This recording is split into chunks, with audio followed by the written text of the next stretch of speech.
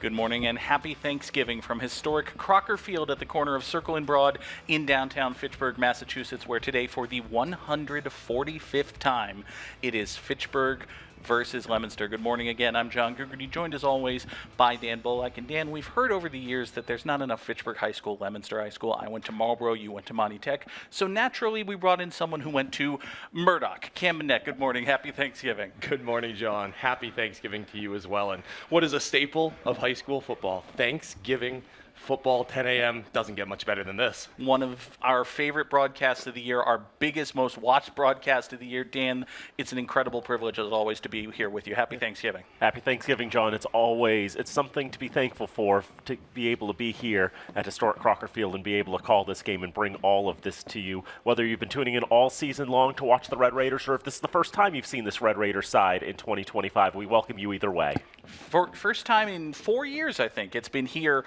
at Crocker Field. There were a couple of games at Doyle Field, one at Fenway Park a couple of years ago. It's good to be here in Fitchburg on Thanksgiving. Yep, and this is the first time that we're going to be having the Thanksgiving game between Fitchburg and Leominster on the brand new synthetic turf surface here at Crocker Field. You know, the last time these two teams played, obviously in 2021 on Thanksgiving, it was still the natural grass surface, and the last time they played at Crocker Field was 2022, back during that brief period in which Fitchburg and Leominster opened the season against each other, as well as closed the season against each other. Those opening games of the season included the last time Fitchburg scored a victory over Leominster. That was back on the first game of the season in 2021. You have to go back to 2017 for the last time Fitchburg defeated the Blue Devils on Thanksgiving. But as we like to say, Dan, you kind of throw the records out the window a little bit. This is a game in the season. Obviously, the teams are what they are coming in. But at the same time, this is Fitchburg. This is Leominster. This is the rivalry.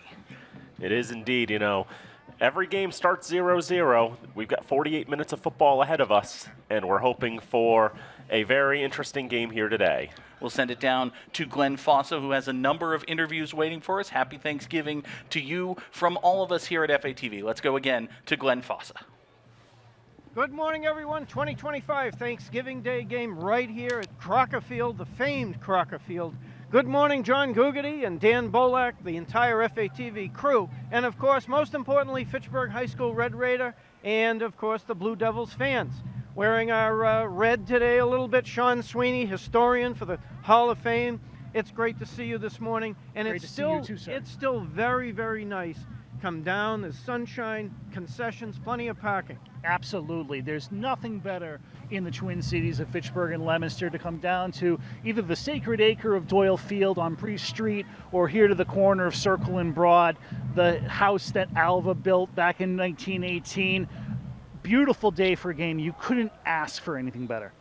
Now, we've got the rivalry, of course. It's over 100 years old, and of course, everyone is just very excited to see these rivalries throughout the Commonwealth.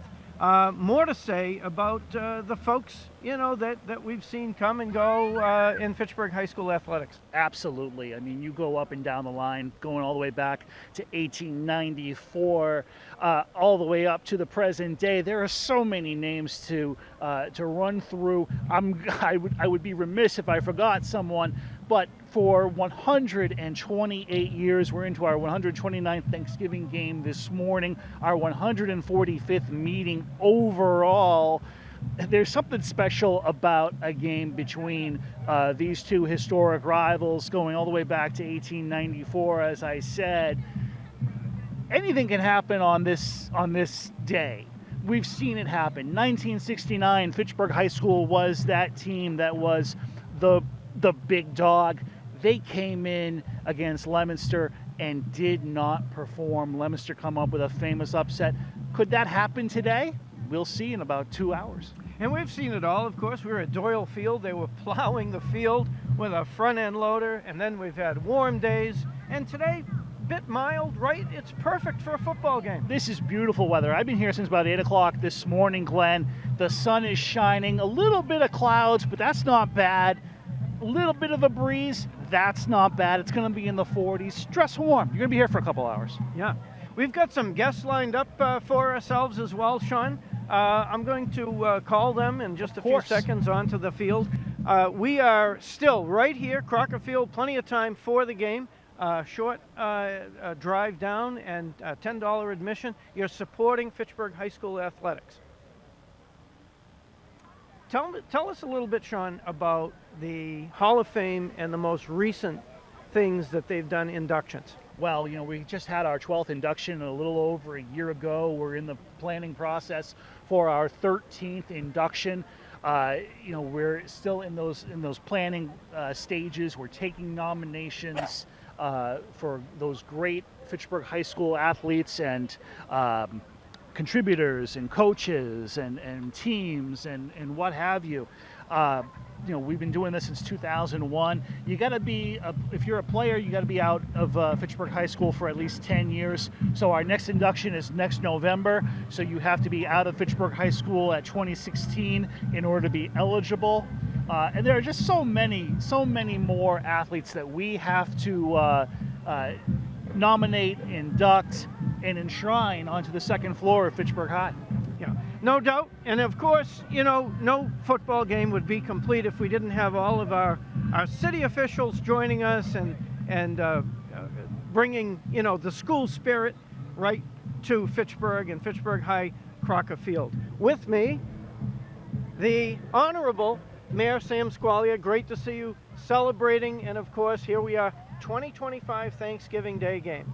Hi, Glenn. Hi, how are you? Great to be here. It is absolutely beautiful. Yeah. What is it, 45 degrees? It's ideal for a football game. We It's were just perfect. talking about that. The sun is out. It's going to be a beautiful day.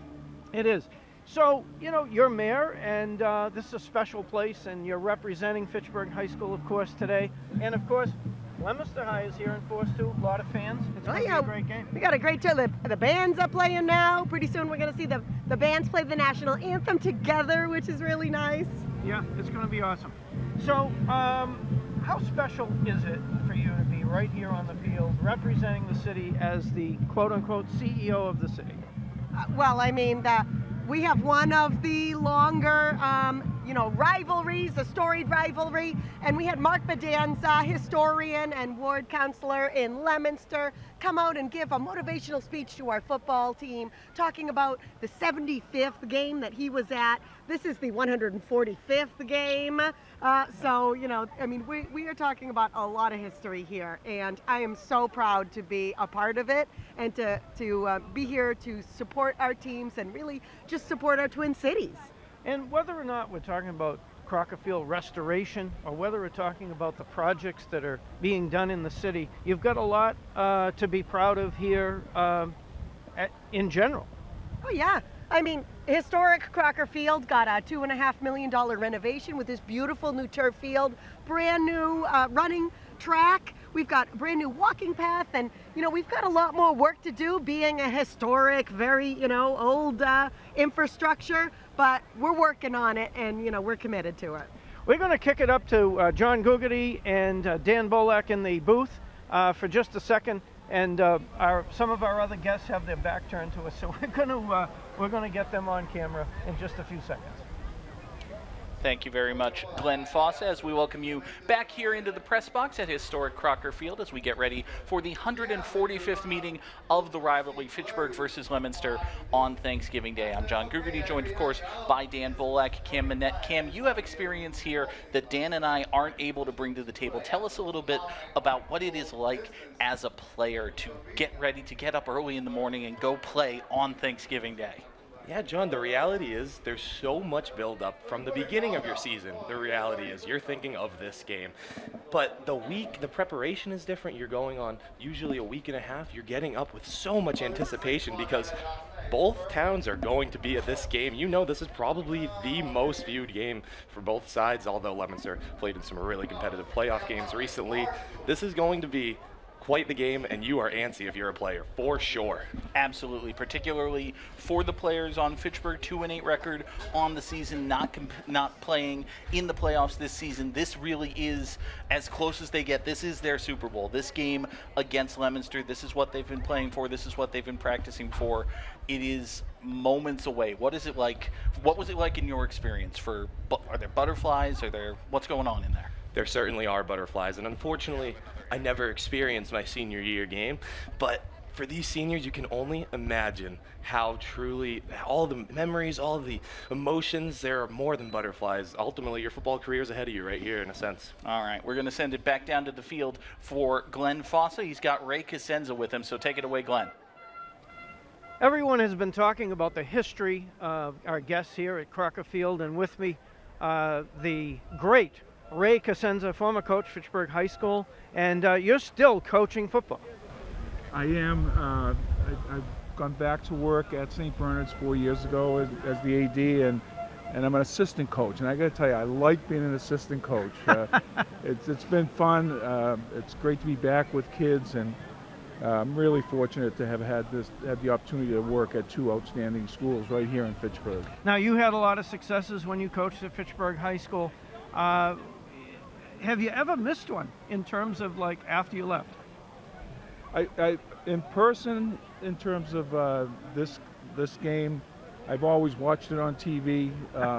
Last year I came back, and it's always good to come back, and it's great to see the kids compete. But what I love is seeing former players who come back and getting an opportunity to catch up with them. That's a great thing about a day like this. A lot of alumni come back, and I still have Fitchburg in my blood. Fitchburg High School. I've spent 30 years there and had an unbelievable experience, and I'm so grateful to have had that opportunity. So to come back and show a little support, so it's really what this is about. And I know that St. Bernard's is doing well in their own right. Yeah, the school is really taking off. I mean, we had a huge donation. We have an endowment now that will make sure that the school stays open for the next 100 years. And we've done a lot of things. Our athletic program, we had 6 of our 7 teams make the state playoffs this fall. And so a lot of kids are participating. Our numbers are slowly growing. So we're in a good spot. It's a great community, and I'm really fortunate to have an opportunity to go back there. I started there a long time ago, and it's nice to be able to finish up there. Yeah, well, you're truly vested in the city, and that's really what this is all about. You know, Fitchburg High team looks good, good size out here on the field. I'm standing here watching, and it looks like they can be formidable today. I hope so. I mean, I think the coaches have done a great job. I think the kids have hung in there. They battle. They play the game the right way. I was fortunate to come back for another game where our 2000 team was honored, and I think Paul and his staff has done a great job, and I think there are good things to come. Yeah. With us, Ray Cosenza, of course, longtime coach of Fitchburg High School, and we've got another guest coming in, Ray, and I'm going to swap out with you. And happy Thanksgiving. Happy Thanksgiving. With us, of course, our Chief of Police, Stephen Giannini. Great to see you, Chief. Good to see you, folks Glenn. are always concerned, no matter what the public event may be, about safety, and of course, you're well represented here. I see Leominster Police as well. We do. We work great. We have a great partnership with Leominster PD. We've sent officers to Thanksgiving Day games in Leominster the last several years, and they're reciprocating this year. So we have a good security plan here, kind of a happy, safe environment during a great rivalry. Yeah, excellent. And of course, you have some ties to both cities now, and it seems like as twin cities, we really do have some synergy. We do, and there's a lot of carryover Leominster into Fitchburg and vice versa. I'm born and raised in Leominster. I'm born and raised in this rivalry. Thanksgiving has always been one of my favorite days since I was a little kid. I love football. I love good food, and Thanksgiving is all about it. I think it's special when we think about, we've had mayors who have grown up in Leominster, but they become a mayor in Fitchburg. And we've got folks of rank in the police department who left Fitchburg and went to Leominster. And it's just something special. You just don't see it that frequently. We do. I couldn't agree more. Yeah. Well, happy Thanksgiving, Chief, and we've got some other guests. We're going to kick it back to John and Dan for just a second, and we'll see you in just a few minutes. Happy Thanksgiving 2025 here at Crocker Field. Thank you very much, Glenn Fossa, as we take it over back here in the press box. John Gugerty joined by Dan Bolak and Cam Manette. And folks, obviously you can see there are a lot of people in attendance, a lot of good seats still available. So if you are in Fitchburg or Leominster and feel so inclined, we absolutely encourage you to come on down here to historic Crocker Field. Admission just $10, as we've heard, but if you are unable to do so, or perhaps know some friends and family outside outside of town who may be interested in watching this game as well, there's a myriad of ways that you can watch FATV. We're available via your Apple TV or Roku devices, on the FATV app, on your iPhone or Android devices. You can go to watch.fatv.org/watch-FATV for all of the ways you can watch FATV. There's a lot of them, Dan. Yeah, plenty of different ways. You can see all the methods on your screen. There's so many different options. Even fatv.org/civic in your web browser will take you to where you need to go.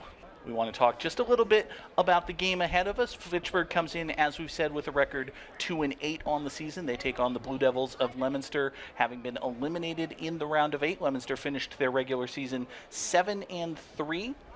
And we're 8th ranked in Division 1. Game a 35-20 loss to Zavarian. But Dan, this is an explosive. That was last year. That was last year. I looked at the wrong schedule. A 48-32 loss to St. John's Prep. Yep, That's a little bit better. Yep, a 2-score loss to a Catholic Conference team. What do you expect? It's one of those. My point is, this is an explosive, dynamic offense for the Blue Devils. It is, and Osiris Lopez has been a dominant force for the Blue Devils the last 4 years. He started his career on this very field back in 2022, back when Fitchburg and Leominster did the kickoff game. Playing as a freshman, he's played every single game for the Blue Devils as quarterback since that very first day, and he's always belonged. He's always looked good. He's going to Coastal Carolina to play FBS football, and this is his swan song along with 27 other players who are playing their final games for their respective high schools. Many of them will not play at the next level. Osiris Lopez is one of those who will, but still it's going to be an incredible football game to take in, for all of the players involved. It's been a tremendous career for Lopez. We'll have plenty more about him as the game goes on, but for now, let's send it back down to the field and Glenn Fossa. Glenn? And we are back on the sidelines here, of course. Dan and John, thank you so much for hosting once again, calling the game. With me, Shelby Goss, class of 2020. No game would be complete without student representation. So we have a graduate 2020. Shelby, you've been out for a little while, right? Yeah. From school, but Yeah. you continue to come back and show that school spirit. Absolutely. 5 years out of high school.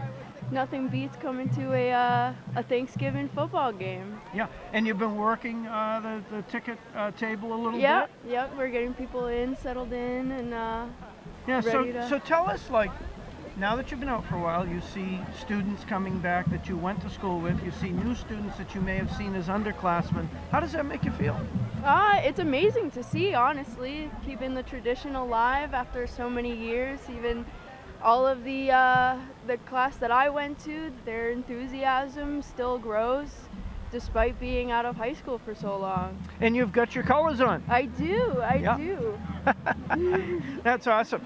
So, not everybody is necessarily on the team or maybe not even have specific interests in athletics, but coming here is bigger than that. Yeah, absolutely. It doesn't matter if it doesn't matter if you even know what's going on. It's just the energy that the crowd brings. It honestly, I feel like it just clashes together just nicely, even if it is a rivalry. Well, it's nice to have you, Shelby. We have additional guests coming, and I'm going to kick it back to John and Mr. Bolak, Dan, and we're gonna continue on. We've got some folks coming in. 2025 Thanksgiving right here at Crocker Field. Thank you, Glenn. Thank you again, Glenn Fossa. We welcome you back here into the press box as we get ready for the 145th meeting of the rivalry. And Cam, you've had a chance to watch these teams warm up. Obviously, coming in, Leominster is the heavy favorite. If you're the Fitchburg side, how do you approach this game? How can the Red Raiders beat the Blue Devils today? That's a great question. And coming from the Murdoch-Gansett rivalry, and specifically the Murdoch side, where we were typically, we'll say, the less competitive opponent, there's a lot of factors that can actually lead to this huge upset. Now, the first thing that comes to mind is some trickery. We used to have a play where we line up the center, 10 guys to his left, and we all down block. Seeing some really, I'll say, funky plays, that's what really could lead to some explosiveness. And we know Fitchburg has been relatively inept in the first quarter, but if they can really get off the ground running, they can hang in there. Maybe halftime we have a close game, and we're thinking, wow, this is going to be a really, really good finish. And Dan, we've seen Fitchburg High School have some big explosive plays over the course of the season. There are some guys down there, you get them the ball in open space, they can make some things happen. Yep, and they've got a lot of interesting plays that they've pulled out that they can perhaps pull out to put some plays together. We've seen Jerome Best, he's the quarterback. He can play as a running back. He can take a handoff and throw the ball downfield. There's a lot of different wrinkles to the Raider offense. We've seen Paul DiGeronimo pull some trick plays out for the Red Raiders over the last couple of years. And there've got to be some plays that they've been holding back for Thanksgiving so that Leominster has not had the chance to see those on tape. Some interesting plays and wrinkles that could show up. And as Cam mentioned, the Raiders have not scored in the first quarter at all this season. And so that's something that I imagine they want to try to break up. One of the goals for the first 12 minutes, just get themselves on the board however they can. It should be interesting to watch from the very moment of kickoff. Let's send it back down to the field for Glenn Fossa. Glenn? So pleased to have special guest Todd Robbins with us this morning. Fitchburg High School against the Leominster Blue Devils right here at historic Crocker Field. And you've been in it for a long time now. Yes, sir. This actually feels a little more homey. This is what I'm used to doing on a Thanksgiving morning. Happy Thanksgiving, everyone. Great to see you all. And of course, it's one of those wonderful days here and a great day to participate right here on FATV. You can't be here at Crocker Field, but there's a phenomenal crowd that's streaming, and so there's still plenty of time.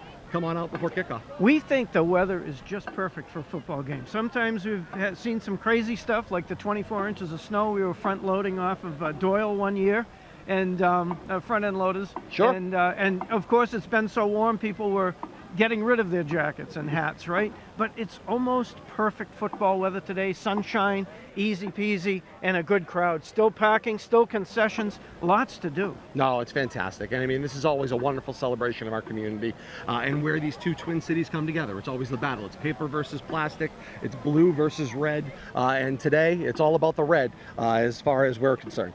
Well, I've got some blue on because, we have to represent that both the Twin Cities do have a special place with each other. And it's the FATV broadcast. We're safe wearing red. It is, and we're okay. And, this is out to the world. We've got folks watching this stream in Hampstead, North Carolina. Special shout out to the Holberts. Lots of Fitchburg connection there. And we're going to wrap it up, Matt. Thank you for being with us. Back to John Gugarty and Dan Bolak. Thank you for putting up with my morning broadcast this morning. We wouldn't have it any other way. So happy to have Glenn Fossa with us here on Thanksgiving as we welcome you one more time back into the press box. We are less than 10 minutes away from kickoff for the 145th meeting of the rivalry. I don't know about you, Cam, but I've got the antsy. I'm ready. I am as well. I've been waiting to call this game for a while. The players have been waiting to play in this. This is going to be fun regardless of the outcome. It's a great opportunity. I'm quite thankful for it, I will say. This is going to be fun. Absolutely, and that we should take a moment to say we are incredibly thankful for the opportunity. Not just Dan, Cam, and myself, but all of us here at FATV. We recognize this is probably our most important sports broadcast of the year. We've done everything we can. We've busted out every trick we've got. We want to make this as good a broadcast as we can, and we are so thankful to you folks at home for welcoming us into your home and having us as part of your Thanksgiving. Dan, it's a tremendous day. It is, as Cam said earlier, this is basically the Super Bowl for these two teams. For all of the issues and negative things that might happen across the season, this is the time to make it all right, to try to come away with a big win on Thanksgiving as the Raiders take to the field. See the Raiders coming out wearing the brick and pewter, the red jerseys, gray helmets and pants. And from the field now, our own high school Red Raiders.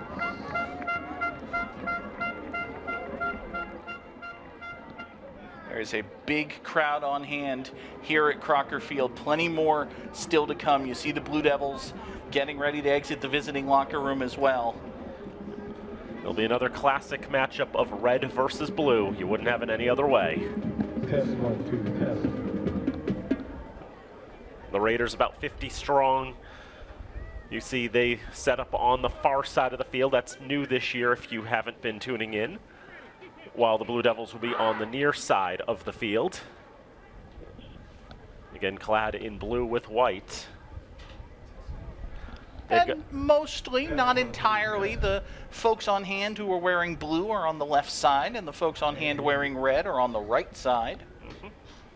And to go to that point, John, the bands are very nicely all together. One of the nice staples of this rivalry, they're going to perform the national anthem together. I think that's awesome.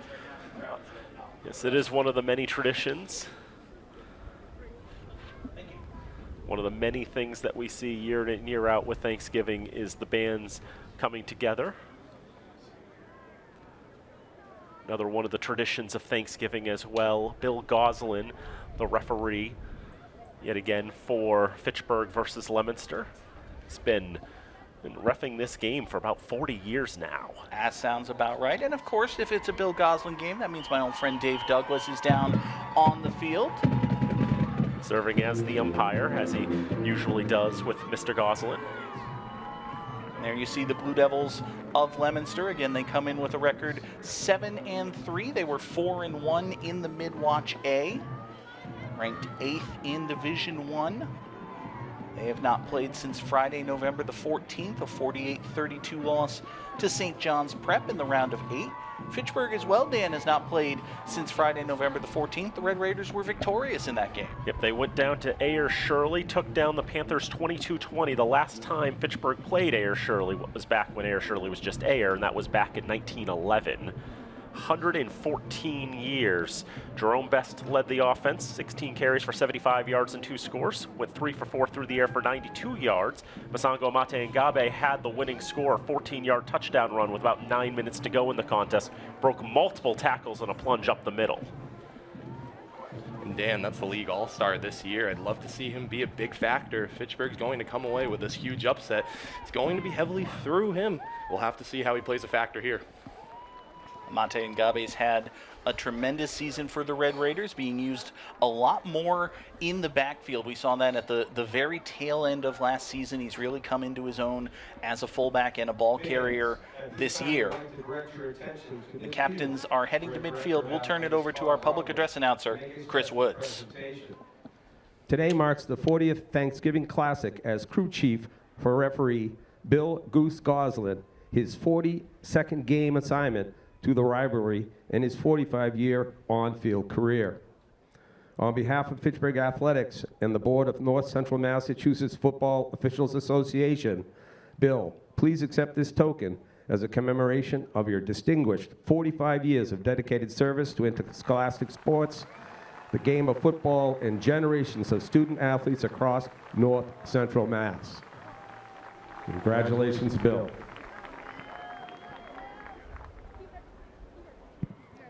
As the captains head to midfield, please join Fitchburg Athletics in welcoming today's honorary captain who will toss the coin, her honor, Samantha Squalia, Mayor of the City of Fitchburg.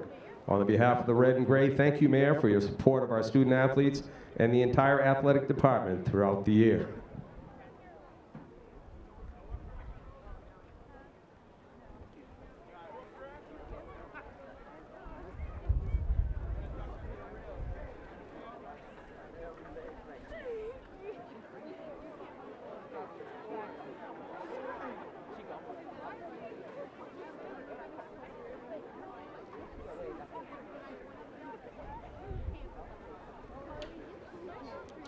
The Red Raiders will receive the opening kickoff, so we'll see Fitchburg's offense get the ball first. It is just about time. The 145th meeting. Fitchburg versus Leominster on Thanksgiving Day from Crocker Field. Could you want to be anywhere else? I have to be honest, no chance. We'll step aside for the playing of our national anthem by the combined Fitchburg and Leominster bands. It's The Rivalry on FATV.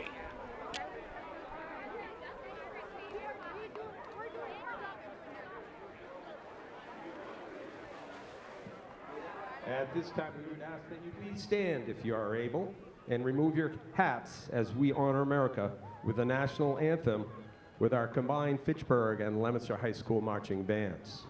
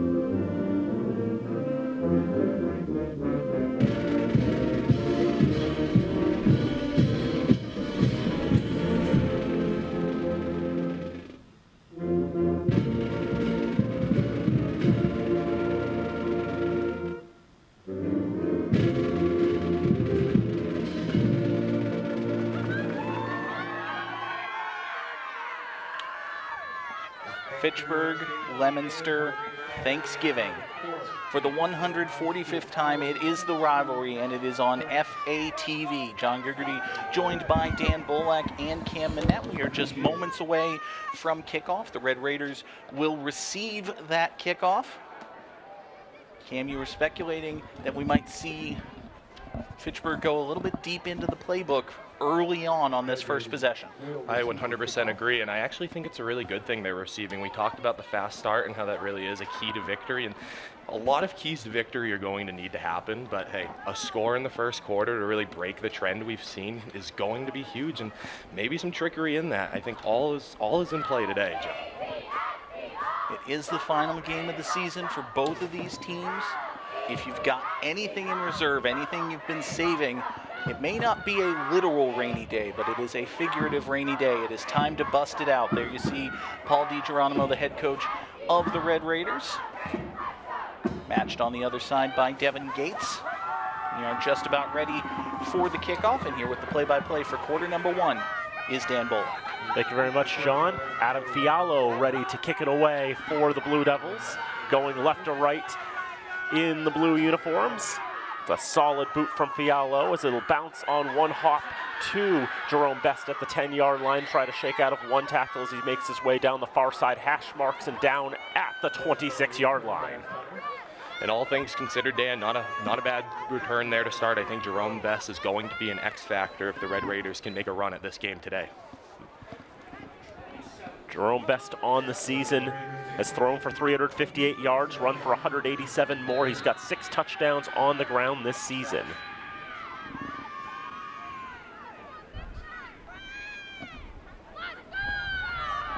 From the 27-yard line, 1st and 10 for the Red Raiders. On the backfield as Cole Lashua goes in motion. It's going to be a throw floated up in the air to the right side. And incomplete, looking for Jamani Laguerre on the far side boundary. And he just wasn't quite able to haul that one in. Dan, I actually love the opening play call from the Raiders. We know they're so consistent run heavy, and they actually had a great look at this, just a little underthrown early ball. You'd love to see that connected as we progress through today. You mentioned possibly going to trick plays, Cam, even just going to the air on 1st down, mix it up a little bit. Certainly, you have to switch up the look today. 56 pass attempts this season for Best as Cole Lashua takes it on an end around, and he broke off a couple of tackles as he rumbles down the far side to about the 39-yard line. It's a 1st down for the Red Raiders. We've seen Fitchburg use this play a number of times with a number of different players. This is the first time Lashua, the big tight end, takes it on the end around. Bursts through a few tackles there, gets great yardage. And we know the big tight end is certainly capable of taking a hit. I love this idea of getting him in the run game. He can get you some scrappy, hard yards to earn. Lashua's been the lead receiver for the Raiders this season. As Best, a bit of an awkward snap, but Best will take it himself. Go up the right side and gets a good gain to the 44-yard line for 5. I don't know if this is a designed quarterback run all the way or if Best was just adjusting to the bad snap. You'll see the snap comes in low. It's a good job by him just to handle it, and then it's a busted play. He's able to get a few yards out of it. He had Logan Vezina breathing right in his face as soon as he got the snap handled. Javian Valdez and Saveda Tikataki had the tackles for the Blue Devils. 2nd down and 5 from the 44-yard line. Best will give it to Jemani Laguerre. Make a nice move and try to move forward, but the Blue Devils are wise to it this time. Ben Marchetti, leading tackler, one of several in on it for the Blue Devils to knock the Raiders back a few yards. And you had a nice kick-out block by number 77, Daniel Matthias, but the reality is this Blue Devil defense swarms so efficiently, and although you see there's a little room cutting back inside, this defense is ready to swarm the ball and make a nice play. Looked like Laguerre was almost lined up facing backward, kind of telegraphing that he was going to come in motion into the backfield from the snap. We'll go back to Lashua. This play worked out last time. He gets to the far side flank. Fialo is able to meet him at the 45-yard line and wrestle him out of bounds there. They'll give him to the 46. It's not quite enough for a first down. Those are some of those hard-hitting yards, though, at the end of the day. He barrels forward to get him to a fourth and maybe manageable. Now, it would be extremely risky and quite the statement if the Raiders go for it, as we see Lashua lines up the punt. Lashua is the regular punter for the Raiders, averages about 30 yards a punt this season. But as we've already seen him take a couple of carries, there are options on this play. But it's a bad snap over Lashua's head. He's able to pick it up at the 20-yard line. He's going to heave it downfield, just improvising the best he can. It's intercepted, and there's flags as well. That could have been way worse. All things considered, do we consider that an arm punt? I don't know. Now, I think it might be an illegal man downfield in light of the throw attempt. Receiver downfield, number 58 of the offense. That penalty refused. First down, Leominster. I think the Raiders, Cam, took your advice and they were going deep into the playbook for the fake punt. Once this ball goes over Lashua's head, though, he needs to have the awareness, in my opinion, just kill the play, kick it away. Exactly that, John. And the reality is Lashua's a freshman. Hopefully this is simply a learning opportunity, but in that situation, just get rid of it, live to play with a better defensive position. Fortunately, he had a lot of arm under it. It's still decent field position. 9:19 to go in the first quarter, and the first snap is interrupted by a flag. False start, number 1 of the offense. 5-yard penalty, still first down. Ryan Ricker, the guilty party for the Blue Devils.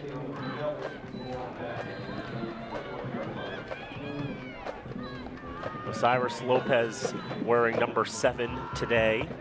Normally wears number 3. There are reasons for that. We'll get into it a little bit later. But here's 1st and 10. It's a throw out to the near side. And looking for Ryan Ricker, Jerome Best is able to break that up. The potential X factor, Jerome Best, with a great pass breakup early on. You really don't want Lopez to get into a consistent rhythm with these checkdowns. You want to make it a little bit challenging for him. It's a solid start for the Red Raider defense. And the pass was a little bit high, but still catchable for Ricker until Jerome Best came in and made the hit. Now it's 2nd and 15 for the Blue Devils. Blue Devils line up in the shotgun with 3 wide receivers and a tight end. That's their base formation. 1 in the backfield to the left of Lopez. It'll be a quick swing pass to the right side, and Ricker can't haul it in. Well, the old saying is sometimes it's better to be lucky than good if you're the Red Raiders on defense here, because he had some space. It would have made it a 3rd and manageable. Now, if you're the Raiders, 3rd and 15 here, your defense is potentially going to force a punt if you make a stand here. It was very nearly a backward pass. The officials ruled that it was forward, but thought for a second that that might still be a live ball when it hit the turf. 2 years ago on Thanksgiving, the Blue Devils scored on their first play from scrimmage. Last year on their second play from scrimmage. Here's their 3rd. It's a throw to the right side, and it's another drop. Emilio Alicia was the intended receiver. And, the first 2 passes to 1, that doesn't go anywhere. The 3rd pass to 1-1, that's not any better. Well, John, as I've heard you say before, the worst place to throw the ball to the receiver is directly in the hands, and it is clear right here. This is a very precise pass. That's what you want as a receiver. It's a tight spiral. It's delivered on target. It's right there, catchable, eye height. It's a ball that Alicia will tell you he should have caught, I think. Raiders. First charge timeout, Fitchburg. Fitchburg will take their first timeout. And after the fake punt and the reality, the unfortunate turn of events for the Raiders, this is a very fortunate way to recover. And if you're going to win, some things are going to need to go your way today. Absolutely. And, we talked about how that could be trick plays, that could be turnovers, could just be simple lack of execution from the opposition. Leominster dropped a couple of passes on this drive. They had a false start that backed them up 5 yards. Fitchburg was able to take advantage of that. They forced the 3 and out. Elijah Rivera on to punt, actually, Ioane Powell, excuse me. He's able to get a solid boot away as it sails through the sky and will roll all the way into the end zone for a touchback. It's a 59-yard punt for Ioane Powell. As the team change ends, we'll take a moment to thank the underwriters who bring you this and every remote broadcast here on FATV. Fitchburg Access Television's remote productions are brought to you in part by Rollstone Bank and Trust, Acme Carpet One, All One Credit Union, The Sentinel and Enterprise, Minuteman Press, and Unitil. Our thanks to our underwriters for making all of our remote productions possible. 1st and 10 for the Raiders from their own 20-yard line. It's a run up the middle. Jacoby Cutler, the freshman, gets his first touch of the contest. Diving up the middle, gets himself 3 yards in a cloud of synthetic turf pellets. And the reality is, and the disparity between these offenses is the big play potential. Fitchburg needs to stay ahead of the sticks here. Getting limited in the 2nd and 3rd and 10s is just going to get you in the field position game, and it's not one you want to play against these Blue Devils. High formation on 2nd down. Fullback Masango Amate Ngabe. Look at him staying on his feet. Driving to the 33-yard line. It's a 1st down. We mentioned the work that Masango Amate Ngabe has put in this season, turning himself into a reliable option in the backfield, not just as a lead blocker, but also as a ball carrier. This time he follows a great block by the Raider offensive line, including but not limited to Jodelfrey Polanco Santos. Gets great yardage and a 1st down for Fitchburg. Amate Ngabe scored a touchdown on the ground last year for the Red Raiders on Thanksgiving. Jerome Best is going to try to take it himself, try to do the quarterback sneak. The Raiders have had some success with that. Blue Devils were not fooled. Seemed as though the transition was mishandled there. Yeah, watch the snap, right here. Best just lost the handle on that ball. Thought for a second it might be a designed quarterback sneak. But you had it right, Cam. He just could not handle the snap. And all things considered, you're fortunate to get the yard gain there. We've seen Fitchburg be plagued by the fumbles at time. This is not, honestly, that bad of an outcome. Actually ended up getting a yard on that despite the ball hitting the ground. 2nd down and 9. Mate Ngabe up the middle. But he stopped right at the line of scrimmage. Javian Valdez and Evan Spar in on the tackle. And Amate Ngabe, these inside runs will become much more effective as the Raiders continue to develop these outside runs, these pitches, these reverses with Lashua. It forces the Devils to commit more to the boundary, which opens up the inside. Exactly. You can't defend the whole field. The point of the game for the Raiders on offense has got to be spread it out, mix up the looks, make sure that Leominster doesn't know what's coming. 3rd down and 8. But we have whistles that'll kill the play here. Heard some groans of frustration from the Raider coaches above us in the press box. Defense, 5-yard penalty. We play 3rd down. But it is offsides against Leominster, so 5 free yards handed to Fitchburg. Now, Cam, this becomes a much more manageable 3rd and short. Exactly that. You've had success developing these 3-4 yard gritty runs. We'll see if they go back to that or maybe some trickery. And that's an interesting facet of high school football. The offsides is a dead ball foul. Really, maybe Fitchburg would have preferred the free play, but you're in a much more manageable situation now. You saw right up at the top of the screen, the left side cornerback was lined up 2 yards too far forward. 3rd down and 3 now. As Best took a moment, now he's scrambling to the right. He's going to throw downfield, wanted Lashua. Instead, it's intercepted. It's Elijah Rivera who's got the pick. It's his 8th interception of the season. The Blue Devils will have the ball at great field position with 5:38 to go in the first. And Dan, I love the idea of putting the ball in Best's hand because he's going to need to be a playmaker to win. But this is just another underthrow. I thought he might have had Lashua, but unfortunately, it is essentially a duck and a Christmas present, or a Thanksgiving present, as I should say. How many times have we called it out this season, Cam? You've got a quarterback, a right-handed quarterback, rolling out to his right, who then stops and throws against his body, and that causes the turnover. Exactly that, and now you see Osiris Lopez is set up in really such a potentially dangerous position to develop a passing game and get the Blue Devils on the board early. First down throw to Aiden Keys on the far side. Keys, a 4-year player on the Blue Devils varsity, gets his first catch of the campaign down to the 30-yard line. First and 10 again for the Blue Devils. Is actually their first down of the contest.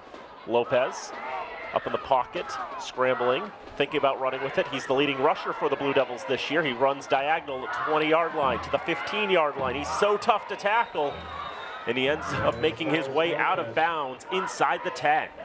And at the end of the day, athletes will make plays, and that's what this is you see him running laterally. Most times, quarterbacks just have to go down, accept this as a moderate gain, but Osiris Lopez is so versatile, feels the pressure, steps up, and somehow converts this to a huge run. It's tremendous coverage by Fitchburg. Lopez is looking downfield, trying to find an avenue, find a receiver to get rid of the ball. There's nothing there. Finally, he concedes he has to step up and carry it, and he's so quick, he's so fast, he's able to pick up a great gain for the Blue Devils. 8 yards from goal, the Blue Devils. It's first and goal. It will be Ricker on the end around. He's got some openings on the left side, but he's not going to be able to get there in time. Jamani Laguerre and Jerome Best are able to tear him down at the 4-yard line. I think this play blew up just a little bit right at the beginning with the snap. We'll see it again. The snap is going to be very high right up there. Lopez does a good job getting up for it, but he has to, that just throws the timing of the play off just a little bit, Cam. Didn't get as good a gain as the Blue Devils might have wanted. Exactly that, John. You can see with the release, that was supposed to be a designed pop pass, not necessarily a handoff, but the poor snap misconstrued it. There's another flag. Sideline Fitchburg. There was sideline warning against Fitchburg. Mr. Goslin was not happy with how close the Raiders were to the field of play. He threw the flag himself and wanted to make it clear that everybody's got to back off. And when you look at the size of these sidelines, and I will admittedly say how much larger the Blue Devil sideline is, I'm surprised in a sense. The Raiders have a number of coaches who are basically on the playing surface right now, so. To the 3-yard line, throw to the right side, it's going to be caught for a touchdown. Jayan Wilbon has his 8th touchdown catch of the season. From 3 yards out, the Blue Devils have the first strike. Lopez getting going early after the drops on the first drive. You knew that this wouldn't go on for long, and this is just a great job by Lopez, standing in the pocket, knowing you're probably going to get hit, and this is ultimately a D1 prospect for a reason. Great throw. Excuse me, a D1 commit, Coastal Carolina. Ooh. Hey, he was a prospect, now he's a committed prospect. Kick is blocked. Jerome Best is able to block Elijah Rivera's extra point attempt. No defensive deuces in Federation rules. There is a reason, however. There's a flag down. I think Best was offside.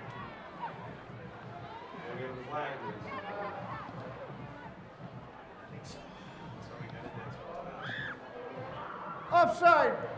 Fitchburg, half the distance to the goal. Replay the kick. It looked great. It was illegal, but it looked great. And we see in a lot of professional football scenarios, and honestly high school, a lot of times the penalty will lead teams to want to go for 2. Not the case here with Leominster. Now they will just scoot forward, kick the extra point from a yard closer. And this time, I saw movement on both sides. I agree. Number 4 on the Blue Devils, I believe that's Jack Parisi, might have jumped. Could push this back 5 yards. They'll check, verify, and confirm. Defense, number 35. Replay the try. So they'll try again. They'll move it inside the 1-yard line now. And we saw movement from both teams, but the officials rule that Fitchburg jumped first caused the movement by Leominster. Blue Devils are still content to go for the extra point. Snap is down, and ooh, that's not a good one. It's going to miss. For all that effort and all of that, Rivera's not able to get a clean kick on it, and it stays 6-0. Were those designed offsides by Fitchburg, maybe to ice the kicker in a sense? I don't know, but it worked. You know, it is a very windy day. You folks at home have heard it every time Mr. Goslin's opened up his mic. It is a breezy, blustery morning here at Crocker Field. And I've got to be honest with you, John, if I was head coach Devin Gates after the 2 offsides, why don't we just line up Osiris Lopez, we run QB sneak, and he will use his long arms to get that ball over the end zone. You were essentially a half yard out. There are options, there are ideas. See there, the flag just showing it is a stiff, strong breeze, and it's gusty as well. Weather perhaps playing a factor on that missed extra point.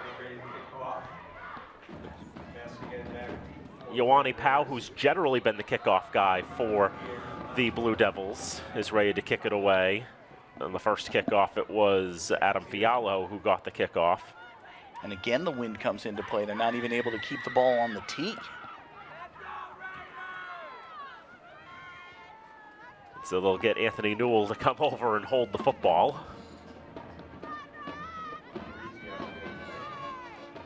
And you know, I've never had the job of Newell here, but I've got to imagine there's some pressure here. Oh yeah. Just keep it settled so the ball can make its way downfield. And Best is not able to cleanly gather it. He'll be able to pick it up, and then he'll be pulled out of bounds by Jaden Wilbon, who had the touchdown. Feels like so long ago, but it was only a few minutes.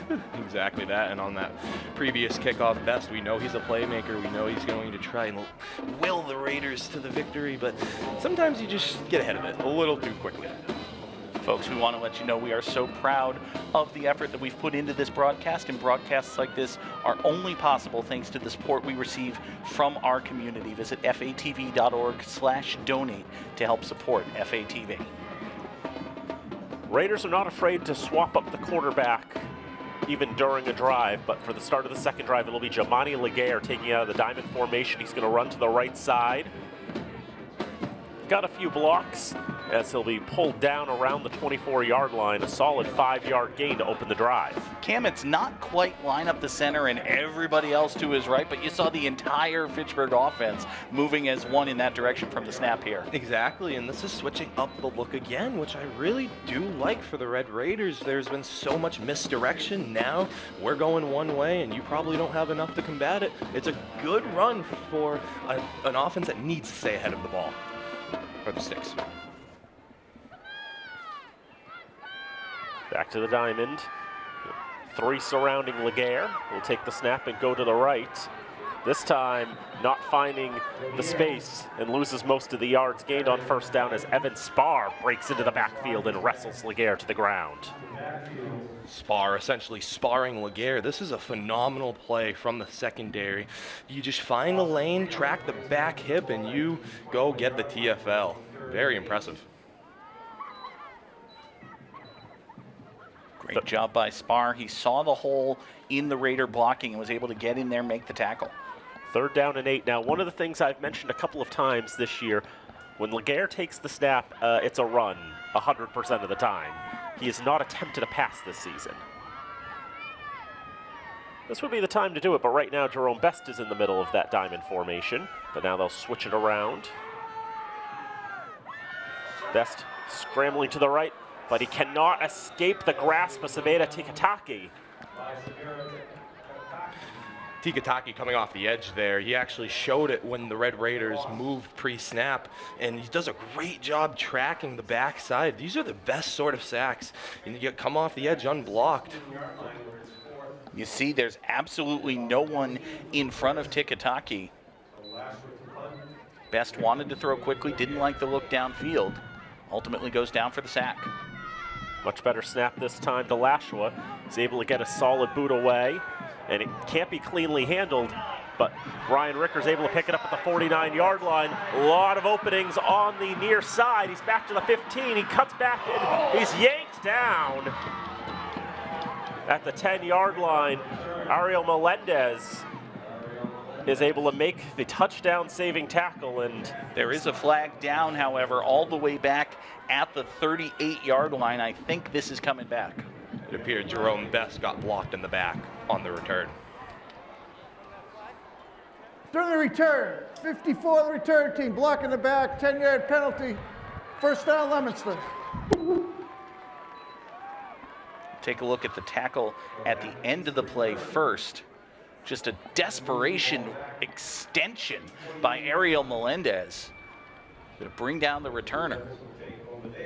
So frequently we see face masks come of those sort of plays, but when it's the matter of a potential touchdown at stake, yeah, you have to do anything you can. Pushes the ball back to the 48-yard line of Fitchburg. 1st and 10, throw to the near side. Ben Marchetti knocks one man down, and he will not be stopped. His 12th receiving touchdown of the season makes it 12-0 to the Blue Devils.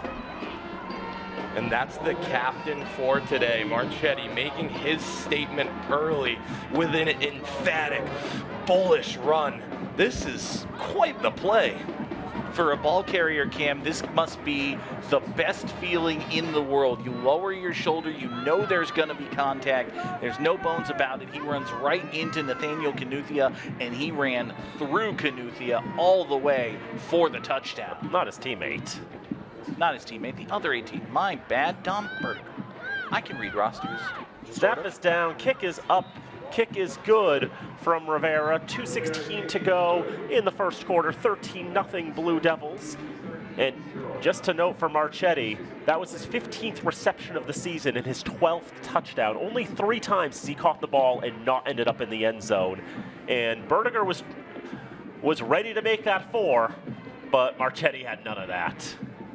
And we saw on that play call the Blue Devils setting up the short passing game, which oftentimes enables Lopez to take the deep shots as the secondary starts creeping in. But when you have Marchetti doing that, I mean, why even bother if he's going to do that? I was going to call it out, Cam, and then Marchetti bursted off for a great touchdown run. The Blue Devils really have not gone deep, and I think that's the wind. I mean, we can see one of our chain gang down there. The beard is parallel to the ground when the wind goes off. So it is definitely wreaking havoc, I think, with the game plan of the Blue Devils. It's the reason they're going with these runs and checkdowns, but obviously still effective. To your point there, John, offensive coordinator, Coach Aaron Canterbury, the former OC at Fitchburg State, he has such a masterful plan for Lopez, been with him for the last 4 years. Kickoff will take one hop, end up in the hands of Jerome Best at the 13-yard line as it goes to the far side and brings it to the 30. Best returning the ball. 59, tackle. Tackle made by Jaden Jones, the former Red Raider. Best had to make the adjustment going up in the air just to bring that ball down. And slicing through potential tackles. Finally brought down at the 30. It's a good return. Now right back to work for the Fitchburg offense. The Raiders have 32 yards of offense thus far and a couple of first downs. Jacoby Cutler on first down. Ben Marchetti, one of a couple, in on that tackle along with Jose Salazar.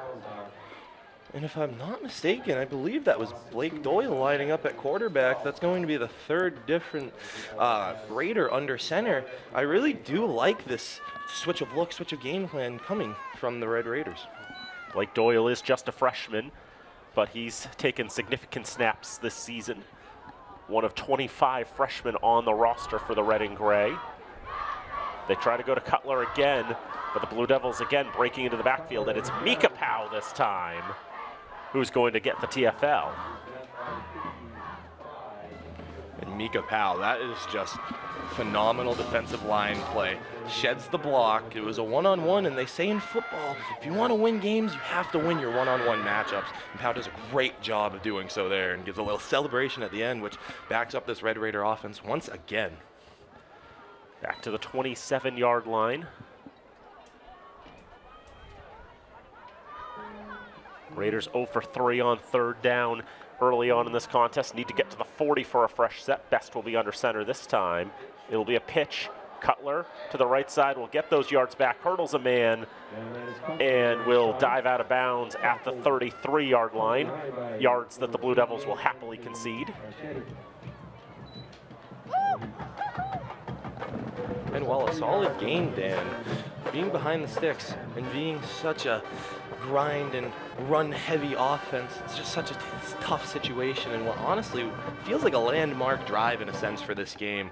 The Red Raiders defense really needs to make a stop coming up now. Time winding down in the first quarter. Raiders don't look particularly interested in running another play. We saw Paul DiGeronimo pointing to the flag or the clock, saying to his team, no, we're going to let the quarter run out. And I think that's a good call, Dan, because with the reversal of field, the Raiders will be kicking this ball away with the wind That is at the end their of the back. first quarter. For 1 quarter time at historic Crocker Field, it's Leominster leading 13-0, which is way better than it was last season when the Blue Devils led 33-0. Definitely a more competitive game this year than we've had in years past. Fitchburg's defense did force a stop. Offense has not been able to get it moving as of yet. Joining us today are the players and coaches from Fitchburg's AYF 11 and under football team who are bound for the national tournament in Florida in 2 weeks' time. This year's 11 and under squad dominated Central Mass regular plays, outscoring opponents by a combined 303 to 38. The trend continued to the regional playoffs as the Red Raiders overpowered the champions of Connecticut and New Hampshire by a combined score of 72 to 12, earning their spot in the national championship tournament in Naples, Florida in 2 weeks. A testament to the development, dedication, and belief in one another in this team's growth. They have grown together year to year with records of 1-8, 5-6, 7-3, and now 12-0 in 2025. The future is bright, and we look forward to watching them all don the red and gray in the years ahead. Fans, please join us in a round of applause as we send these future members of the red and gray to the Nationals with our best wishes.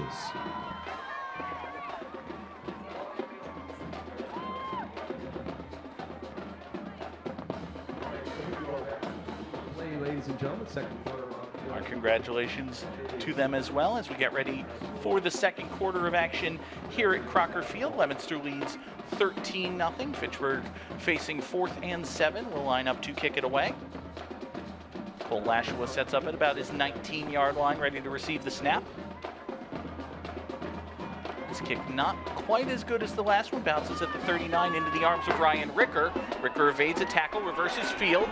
He's got blue jerseys in front of him. He's at midfield into Fitchburg territory. Got a couple blockers in front of him at the 25-20, 15-10.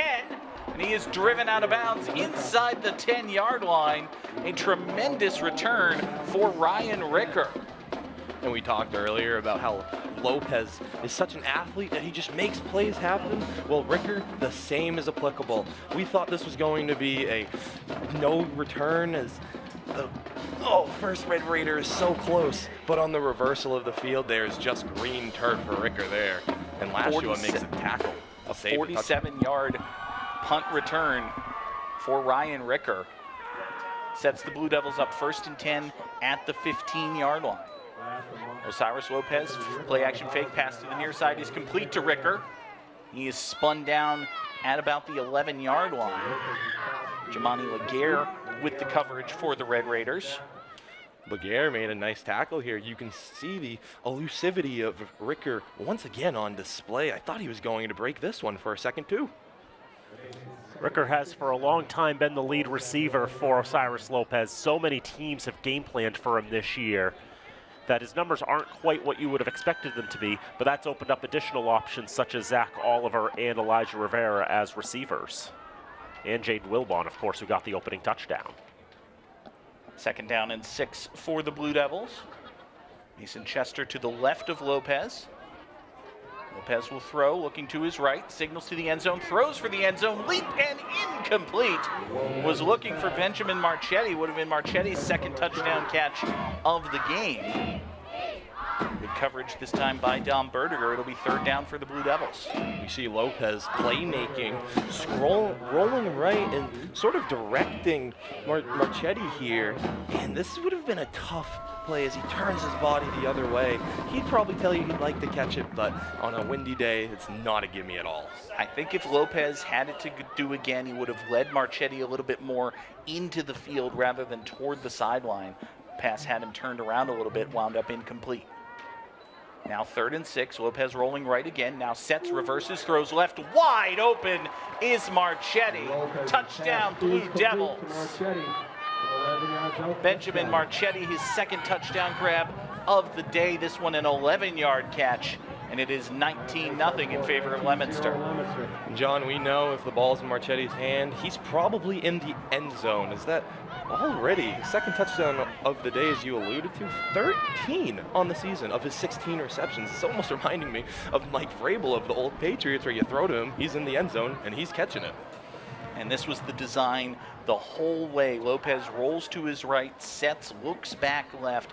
No one went with Marchetti. He was wide open for the score. And it's so easy as the action takes you right to lose sight of that backside and that little sneak out. Farah's extra point attempt is no good. The Raiders got another great jump. They really have the snap timing down on those field goal attempts. It was actually amazing on that one was Best overran it. Ran all the way through. At a certain point, as a guy coming in from the bottom of the screen, you'll see here,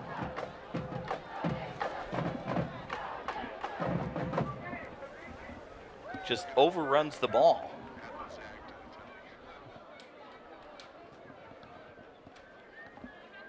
I almost wonder if he thought that was going to get blown dead, as these offsides have consistently gotten called. It was a very good job. And suddenly, yeah, it was almost like the perfect, as they say, the green release for Jerome Best, as that was another great way to disrupt the kick. We've already seen now 2 misses. Blue Devils will kick for the first time from the right side. They've had some adventures kicking with the wind. See if they have any more success with Yoani Powell kicking against it. Jerome Best sets up at about his own 5-yard line. He is the only one deep back for the Raiders. Powell sticks his boot into this one, bounces and pretty much dies at the 19-yard line. Best tried to pick it up on the run, couldn't get the handle. It's a loose ball at about the 18-yard line, and Leominster has it. A perfect kick by Powell. He found the area that had no Red Raiders in it. As you alluded to, Best, the only return man lined up deep. It gave the Blue Devils chance to get down, and we've seen the fumbled snaps be a problem, especially on the kicks, especially in the wind, and what felt like the Raiders in a situation where they needed to get a drive going, give it right back to the Devils in the red zone. Mason Chester with the recovery for Leominster. Osiris Lopez and the Blue Devil offense back out on the field. The only thing that Best could have done, that wouldn't have resulted in something like this, would have been to just jump on the football and down it there, as opposed to trying to pick it up. From the 18, pass to the near side is complete. Hayden Keys with the catch, brought down pretty much immediately by Cole Lashua. Lashua, the freshman, a great tackle in space here. Breaks down, chest up, back hip. This is honestly very, very good teach tape in a sense. Just under 11 minutes to play here, second quarter. Leominster leads 19-0. Take another look at that first down play. Leominster has been going a lot with these almost lateral passes, just barely forward thrown. That time, good defense by Lashua to wrap up the receiver and not let him get anything after the catch. Second down, Lopez steps out of the pressure, evades another one, throws, passes, caught, and hung on to. A big hit delivered, but Aiden Keys was able to hang on to it. Jamani Laguerre practically ran right through it. And you see the defensive line, instant penetration here. It made me think screen, and Lopez, the playmaker, the athlete, with another phenomenal, ultimately just instinctual play, it seems like, to convert what was genuinely an adverse situation. And just tremendous poise by Lopez in and around the pocket, evading, sidestepping the rush, and still keeping his eyes downfield to find Keys. Now on 1st and goal, he rolls right, looks to his right, running out of field, reverses. Now he's going to keep it himself, and he will be wrapped up and sacked. Might have gotten back to the line of scrimmage, but nothing positive for Leominster. Coverage that time, Dan, by Fitchburg was tremendous, and it leads to no gain. Just great coverage there, going to the right there. Lopez was insistent on wanting to throw the ball here, just holding on to it. He probably could have run for it for some yardage, but by this point, everybody had gotten together. Ariel Melendez and Landon Hester coming together to hold him to no gain. And you saw Melendez coming in from the defensive right side, tracking a quarterback who's rolling against him. Never took his foot off the gas. Finally was rewarded with the half sack. 2nd and goal for the Blue Devils. Ball's at the Fitchburg 7. Lopez throws, caught, touchdown!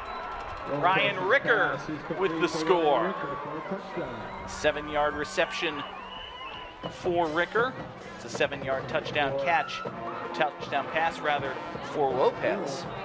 I mentioned he is wearing number 7 today.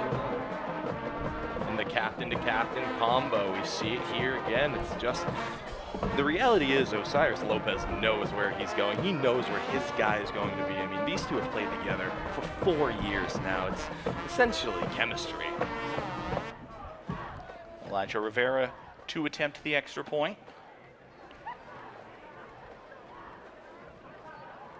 Again, great penetration and another block.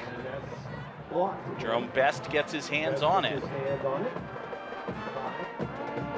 It's the Leominster scored 4 times here in the first half. They've failed on 3 extra point attempts. And we've talked so much about Ricker and Lopez being athletes. Well, how about Jerome Best? These jumps have been incredible, forcing essentially 3 misses off of his presence alone, it feels like. This is just a great play, great playmaker. It's fantastic timing, fantastic speed, getting in there, staying onside. He was offside the first time, but he's got it down. Sometimes you just got to feel it out. I don't know, at a certain point for the Blue Devils camp, you got to mix up the snap count on these extra points, don't you? I would think so, and it's really impressive that it's consistently happening over and over again. So I'm anticipating it, and who knows, maybe he'll have a 4th by the time we're done this day. Now, when you're in that situation as a long snapper, you're not listening so much as looking for a visual signal, right? Exactly that. And some teams will probably introduce the audio signal to mix it up and maybe try to draw guys offside, but it's typically the flash of the hands by the holder is what draws that snap, and it allows these guys on the edge to time it up once they get a key, or essentially a cue on it. Powell boots it away again. This time it goes through the arms of Jacoby Cutler. Winds up out of bounds at about the 16-yard line. So Fitchburg's offense will take over there. Find themselves in a big hole, now trailing 25-0. It was only a 2-score game the last time Fitchburg gave it away, but Leominster has scored twice since. If the Raiders are to hang on here, you've got to think they need at least something positive on this possession. Most certainly, and it almost seemed like that low lining kick maybe had a chance of going out of bounds, which would have been so much more beneficial for the Red Raiders, who now need to go 84 yards just to get into the end zone. Jerome Best will go under center, take the snap, hands off to the fullback Mate Ngabe. Lunges forward to about the 18-yard line, gain of 2. It'll be 2nd and 8 for Fitchburg. We know how prolific of a player Mate Ngabe is, being named the league all-star this year, but also an academic all-star, really an impressive season all around for number 35. Great work by him, not only on the offense and defense, but in the classroom as well. Congratulations. Now 2nd down and 8 for the Red Raiders. From the I formation, it's Masango Amate Ngabe once again. This time he's hit at the line and driven backwards. Maybe a gain of a yard. And John, while we're on the topic, I'll also give a huge shout out to Jonathan Torres and Austin Rivas, the Red Raiders' 2 other league all-stars. Incredible season from the gentleman just listed. So we take another look at this 2nd down run by Amate Ngabe. And we saw Cam, the Raider offensive line was able to get a little bit of an initial push earlier in the game. The first couple of series for the Red Raiders, they were getting 3 or 4 yards on that style of play. Not so much here. Now on third down, Best under pressure. Rolls to his right. He'll float one to his right, and that's out of bounds. It was pretty much a throwaway. Cole Lashua was in the area. Best was well outside the pocket, got the ball back across the line of scrimmage, so it's just a throwaway. It'll be fourth down. And 3rd and 7 on your own 19. He makes the wise play here. You really want to convert, but when you have nothing going, you would hate to relinquish possession in your own territory via an interception once again. And Javian Valdez applying the pressure. Best, as you said, Cam wisely deciding to get rid of it. Now Lashua will punt. Ricker sets up at the Fitchburg 45. Lashua puts a boot into this one. The wind takes it all the way back to the Leominster 45. Ricker has a chance for a return. Up to midfield, turns on the Jets at the 35. He's got blockers in front of him to the 20, 15, and spun out of bounds inside the 10-yard line by Cole Lashua. Nearly the same spot, but other side of the field. We see Ricker is so good at getting to the outside, breaking contain of the Red Raiders punt return or punt team. Once again, he goes back just to develop the ability to go outside, and it works once again for Ricker. Out of bounds officially at the 7-yard line, so a 48-yard punt return for Ryan Ricker. Blue Devil offense takes over 1st and goal. They've had incredibly short fields the last couple of drives, and they've not been denied. Jack Parisi lines up to the right of Osiris Lopez. Lopez will roll to his right. Looks left, doesn't like it, looks to his right again, throws for the end zone. That pass is tipped and incomplete. Dom Berdiger got a hand on it. I believe it was intended for Marchetti. Good job with the downfield coverage by the Red Raider secondary. And Cam, when you're facing a quarterback as mobile as Osiris Lopez, it's so difficult to maintain your coverage. Exactly that, and it's even more difficult, truthfully, John, when he has the ability to roll out, as we see Coach Canterbury, the offensive coordinator, design these plays for Osiris to just play make, direct traffic, run if needed. He's so prolific, so essentially advanced, that it's so challenging for a secondary and a defensive line. Trips receivers to the far side right. Lopez sets, throws near side, caught. Touchdown Blue Devils. Zach Oliver, the junior, with his 10th touchdown reception of the year. That'll put him over 700 yards receiving as well. It's now 31-0 Blue Devils. Osiris Lopez sharing the love, which, as you alluded to, gets him to 10 touchdowns on the year, and it is so impressive to see this passing attack come at you from so many angles. You're rolling right, looking in the end zone, then suddenly there's a pop pass behind the play, and next thing you know, Osiris Lopez is just standing in there making plays that ultimately a Division I commit is going to make. Now the extra point, and Leominster does indeed mix up the timing just a little bit. Jerome Best jumps offside. 5 defense, half minutes in the goal, let the try.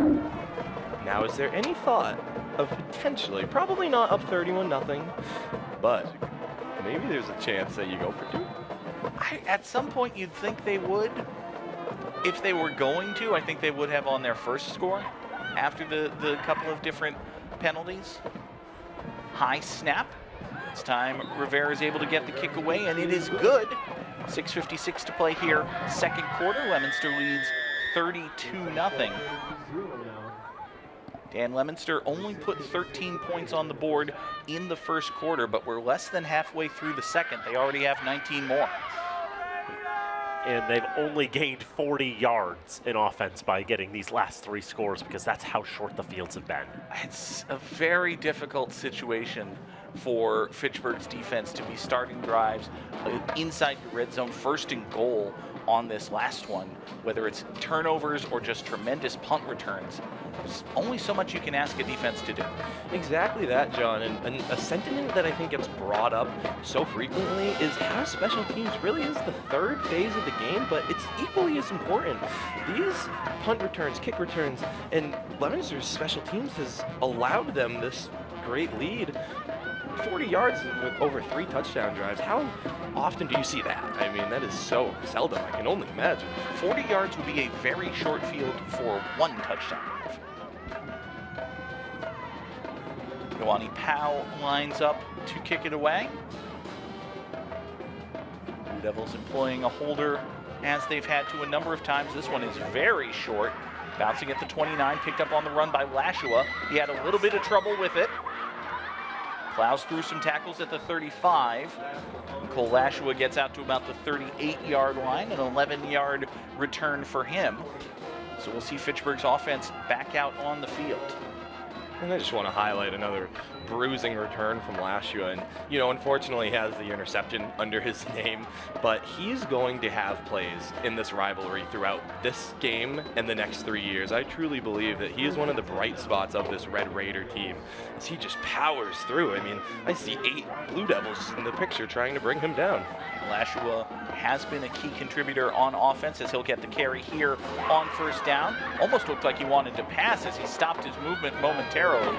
Turns the Jets back on, but now he's brought down in the backfield. Benjamin Marchetti and Ryan Ricker there on the defense with the tackle for the Blue Devils. We have sideline warning, Leominster, their first of the game. Now a sideline warning against the Blue Devils. Lashua, I think, was just trying to put the moves on Marchetti, but Marchetti wasn't falling for it. It's a loss of 2. It'll be 2nd and 12 for Fitchburg. Luckily enough, we can check off double sideline warning off the bingo card. So I'm happy with that. That's a rare square.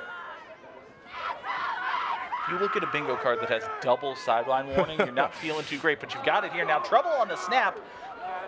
Best couldn't handle it, got it to Lashua. Lashua through to the near side. Was no one in the area. Pass falls incomplete.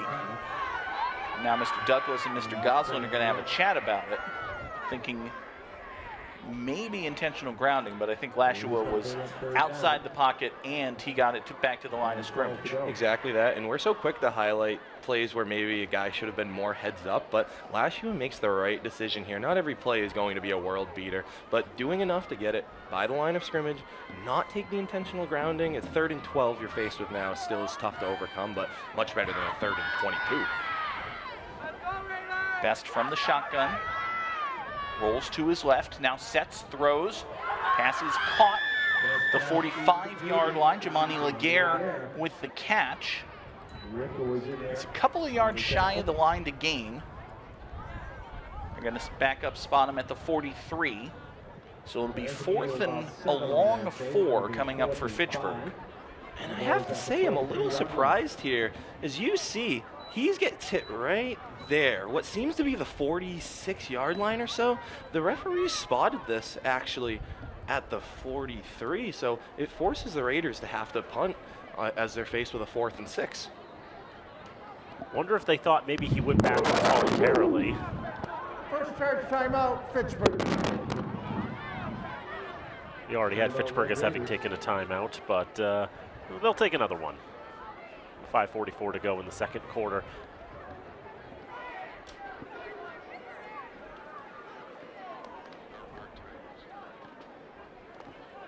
Yep, the timeouts on your screen should be correct. 1 more for Fitchburg and 3 for Leominster. It's just because the big red scoreboard still has 3 on both sides, I think.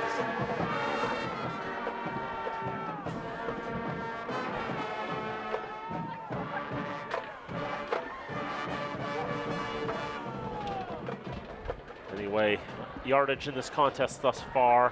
Raiders with 43 yards of offense. Leominster with just 131. And you know, Dan, something that's so cool to see being here at beautiful Crocker Field is the stand's packed. We look down from our beautiful view in the press box and we see the many beanies, the many winter hats that are fortunately filling these Crocker Field stands, which is just great, and as we alluded to, a staple of Massachusetts high school football. Being here at 10 a.m., it's just great vibes. It's something you will genuinely, as a player, think back for the rest of your life. Raiders changed their mind, looked to go for it, may have actually drawn Leominster off.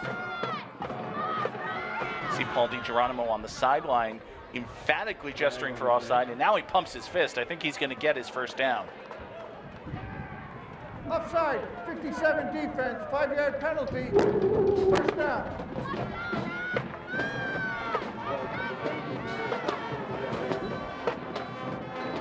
And we actually see great discipline from the Red Raiders after the Blue Devils switch up the snap count on their PAT. Not only do the Red Raiders do the same on that 4th and 5, I don't know if they're ever going to snap this ball, to be quite frank.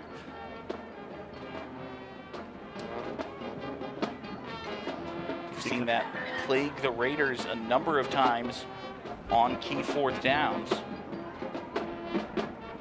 Now it benefits them. 1st and 10 at their own 48. Handoff to the left side. Jacoby Cutler, the ball carrier. He's hit at the line of scrimmage and really doesn't get anything.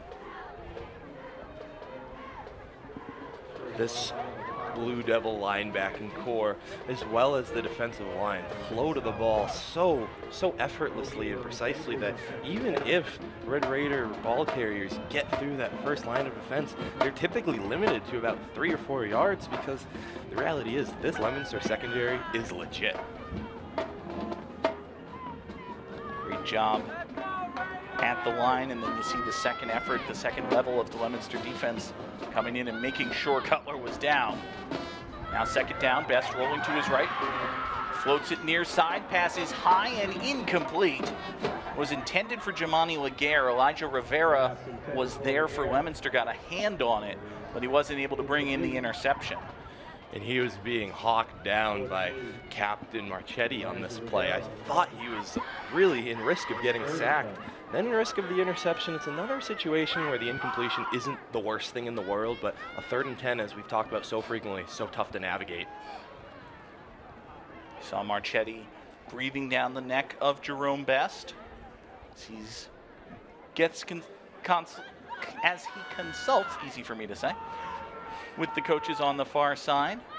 Now takes the play to the huddle. 3rd down and 10 coming up for Fitchburg. They're at their own 48, so they need the Leominster 42 in order to move the chains. There you see the wind. It has been pretty consistently blowing. It is at the backs of the Red Raiders now. Laguerre goes in motion, play fake the jet sweep. Best will throw for the far sideline into triple coverage and incomplete. Swatted down by Jaden Wilbon. And unfortunately, it appears Best is hurt on this play as he took a huge hit, giving his guy a chance. But man, that Blue Devil pass rush came quick, knowing it's a passing situation. That's what ultimately the 3rd and 10 and 3rd and longs get you. Defenses really tee off, as we hope Best is okay here. Saw Best was able to get to his feet momentarily. Now takes a knee, and he will head for the sideline. Best has been battling some injuries throughout the season. He's missed a number of games here and there. Of course, in his first season as the quarterback for the Red Raiders, see, as he gets rid of this ball, he just gets sandwiched between 2 on-rushing Blue Devil defenders. Jaden Wilbon went up and swatted the ball down. 4th and 10, Cole Lashua on to kick it away. Low line drive, bounces at the 25, taken in by Ricker at the 22. Up the near side, he's got blockers. He's across midfield into Fitchburg territory. Wanted to reverse field, didn't like it that much, and he will step out of bounds at the Fitchburg 37-yard line. I mean, this is almost giving me the Elijah Zaire McKnight vibes for Fitchburg State University, as he's such a versatile returner, and Ricker is here. He gets to the outside once again, essentially dismantling this Red Raider punt team. And when your special teams are this efficient, it makes your offense flow so seamlessly. It's great work by Ricker to read the holes, and I want to call out the blocking as well. Leominster's special teams unit does great job on every return that we've seen, getting blockers in front of Ricker, opening up those lanes, letting him work, and gets Leominster into Fitchburg territory once again. Lopez spins out of trouble on 1st down. He'll go long for the end zone. Jump ball and incomplete. Was looking for number 10, Aiden Keys. I think Keys got a little bit turned around, Cam. Wound up going full extension trying to bring this ball in. and just fell incomplete. Exactly. Similar to the Marchetti pass earlier. He just had to redirect himself, twist, and so close to making what would have been an immaculate grab in the first real big deep shot we've seen from Osiris Lopez. They've been going to the short passing game so consistently that it allows plays like that to develop. Certainly close for the Blue Devils. You saw the frustration for Keys. He got both hands on that ball, but unable to secure the catch. Now on 2nd and 10, it's a design draw for Lopez. He slides down at the 25-yard line. Pick up the first down, don't do anything fancy. It's a first down for the Blue Devils. Don't do anything fancy except slide, especially up 32, going in. And on that last play by Lopez, the pressure got to him so quickly on the deep shot previously to Keys. The pressure got to him so quickly, but I hate to say it again, or I love to say it truly, because it's magnificent to watch. Such an athlete. First and 10 now at the 25. Pass for Keys on the near side is complete. Will be drawn out of bounds at about the 16-yard line. Gain of 9. We'll call it 2nd down and 1 coming up for the Blue Devils. And you know, John, I hate to see it because it's almost like beating a dead horse. How prolific, how efficient, how truly fun it is to watch Osiris Lopez play. And I'm very thankful that I get to watch his last high school game. He's really throwing some nice balls. He's a special talent, having a special game today. Now Lopez pumps, throws for the end zone, one-on-one coverage. Keys is there, and he's got it. Touchdown, Blue Devils. Aiden Keys had a chance at a touchdown earlier, couldn't bring it in. He makes good here. Makes it 38-0 in favor of the Blue Devils. Keys wasn't going to let this Turkey Day highlight get away from him here, as Osiris Lopez, we were just talking about how fun it is to watch, gives his guy a chance, puts it in a place that his guy can make a play, and Aiden Keys, the senior, with just a phenomenal grab. 6 touchdown passes today for Osiris Lopez. Dan, have the Blue Devils run a designed run play? Well, they've only run the ball 4 times in this contest. Extra point attempt is up, and it is good. 3:42 to play, second quarter. 39-0 is the score for the Blue Devils. I know Osiris Lopez has at least one of those carries, Dan. Yep, there are 4 carries in this contest for the Blue Devils. Osiris Lopez is 3 for 34, and Ricker has the 1 for 5 as the other one. And of course, none of their actual running backs have a carry today. I want to note something. Is looking back on the roster, on that very first game Osiris Lopez played here at Crocker Field in September of 2022, there were only 4 freshmen on that Leominster roster. 3 of them are on the roster today for the Blue Devils. Osiris Lopez obviously one, J.R. Wilson, a lineman, is another. The third is Aiden Keys. And Aiden Keys, as far as I can tell, hasn't really done much of anything statistically during his 4 years. He's been a role player for the Blue Devils for a long time, and you can see Coach Devin Gates has been working ever so much to try to get Keys into the game for his final high school game as a Blue Devil. You know, for that dedication, for those 4 years on the varsity roster for the Blue and White. Can see in the game plan they wanted to showcase the talent of Osiris Lopez playing his final game as a Blue Devil. It's been an incredible game, an incredible season, an incredible career in the Blue and White for that man there, number 7. Powell's kickoff is away, taken in on the run by Jerome Best at the 20-yard line. He is dragged down from behind at about the 30. So Fitchburg's offense will come back out. And you have to question the health of Jerome Best, as he was not as quick, we'll say, to make a play on that last PAT. He is such an athlete, such a playmaker, but man, he took a huge hit previously.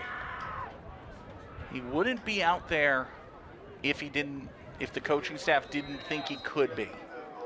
But we will keep an eye on that. It is Jamani Laguerre back in to take the snap now.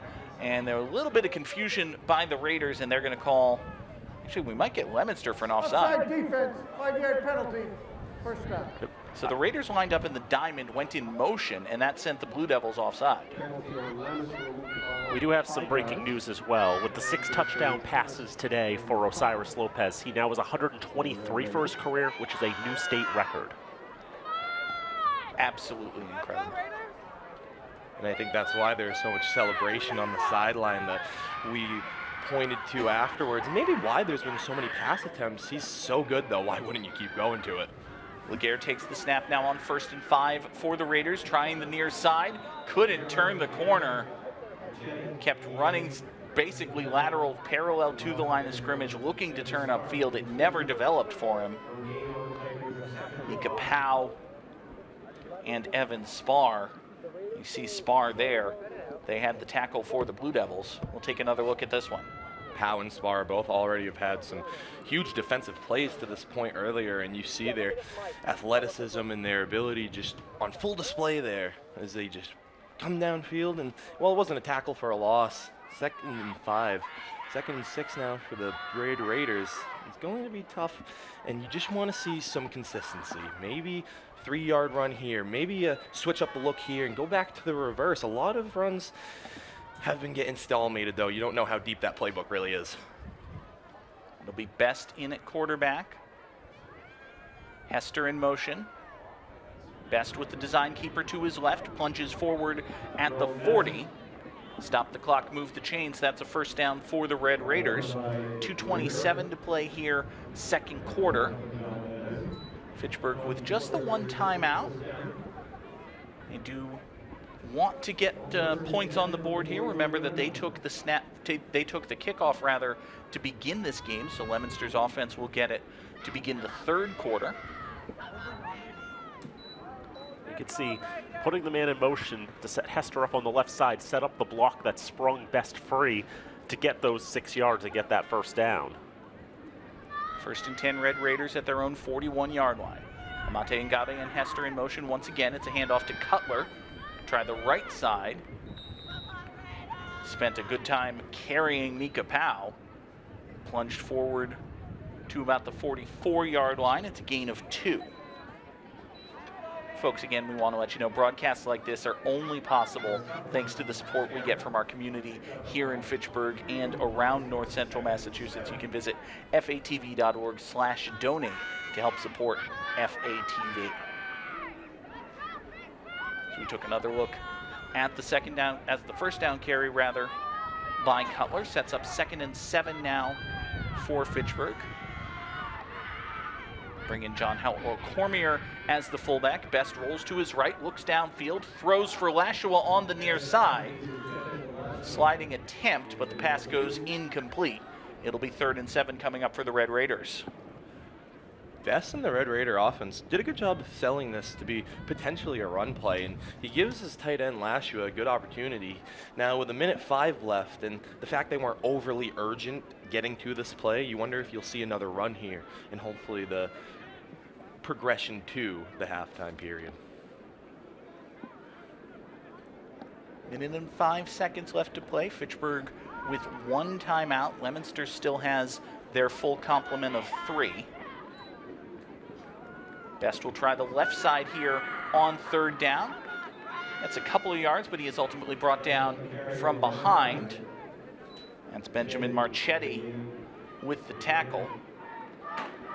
It'll be 4th down, and we don't see Leominster hurrying to the timeout, so I think they would be content to at least let Fitchburg run out as much clock here before their 4th down play. And to that point, John, being in that 4th and 4, 4th and 5 range, I anticipate we'll see the Red Raiders get to the ball, probably hard count, and then maybe utilize that final timeout, or maybe even take the delay of game, punt the ball. You're at least able to drain the clock here and get yourself closer to halftime. Let's see what they do. Under 20 seconds. Best lines up, doesn't look particularly interested in receiving the snap. And we'll get some whistles. 3rd and final timeout of the first half. Fitchburg. Red Raiders do indeed take their final timeout with 9 seconds left to play. So we mentioned earlier in the contest, Osiris Lopez is wearing number 7, which is not his normal number. Started out wearing 9 in his career with the Blue Devils, eventually switched to number 3, but today wears number 7. That's part of a tradition that Leominster has had, in which the number 7 is passed along to some of their student athletes in memory of Ricky White, a dominant member of the class of the 97 Central Mass Championship team, and also was a longtime coach of tackle and flag football in the Leominster area. And I know that Ricky White was very important to Osiris Lopez. In fact, if you look at his leg during the game, you can see a tattoo on his leg that says RW7 for Ricky White. And so for today, him wearing the number 7, I imagine, was an honor for his longtime mentor. On 4th down, Best keeps it to the left side. He is driven back from the line of scrimmage. Did not even get to the line, and Best is, again, very slow to get up as the clock runs out on the first half. Fitchburg will go to the locker rooms, as will Leominster. 39-0 is the score at halftime. And you see there Jerome Best on the bench taking a moment to himself. It's been a frustrating day for him. He actually lost the ball here as we take another look at the replay. Took a big hit, couldn't hang on to the football. From that point, it didn't really matter who fell on it. It was going to be a turnover in the end of the half. Yeah, that fumble forced by Marchetti there, but getting to the half, ultimately the goal for the Red Raiders here. And Best has got to be feeling the resounding Leominster Blue Devil defense, which has been so hard hitting, truthfully. Again, 39-0 is the score at halftime. As we spend a little bit more time talking about the 145th meeting of the rivalry, this rivalry between Fitchburg and Leominster, such a part of this community to a certain point. It doesn't really matter what the score is. It matters that you're here. It matters that you're part of it. And one thing we'll also see, too, as part of the rivalry, too, the canned food drive, which has been, I think we'll just let Chris Woods explain that. We'll send it over to our public address announcer, Mr. Chris Woods. To the 50-yard line. It's time to find out which school has won the Thanksgiving 2025 Rivalry Canned Food Drive. Annually, the student councils of Fitchburg and Leominster challenge each other to see who can gather the most non-perishable food items to support families in their respective communities. Please welcome to the field Principal Matt Lamy from Fitchburg and Principal Josh Romano of Leominster.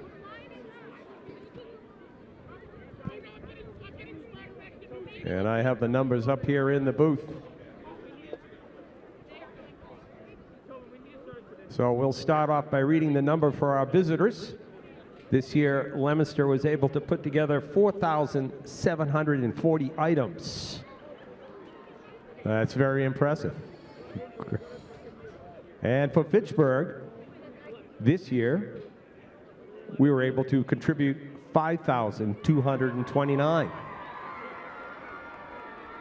So congratulations to the Red Raiders for coming out on top this year in the canned food drive.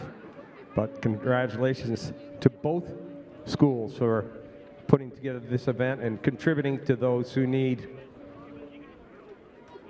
a little extra at Thanksgiving time.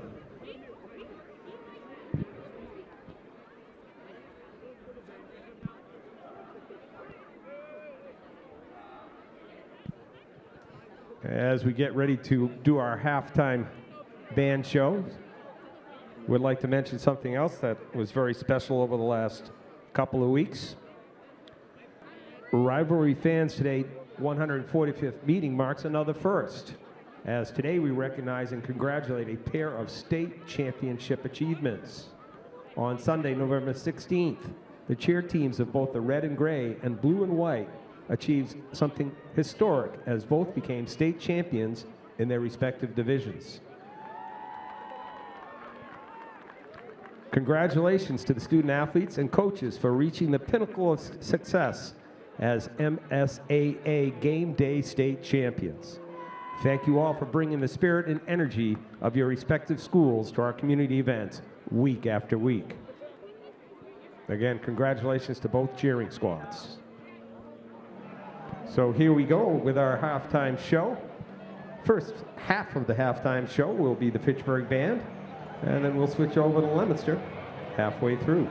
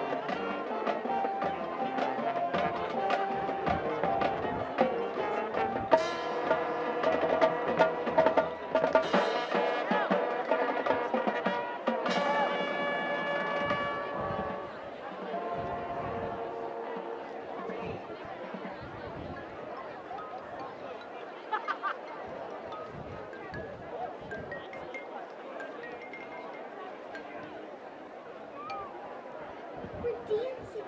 We're dancing on the stars.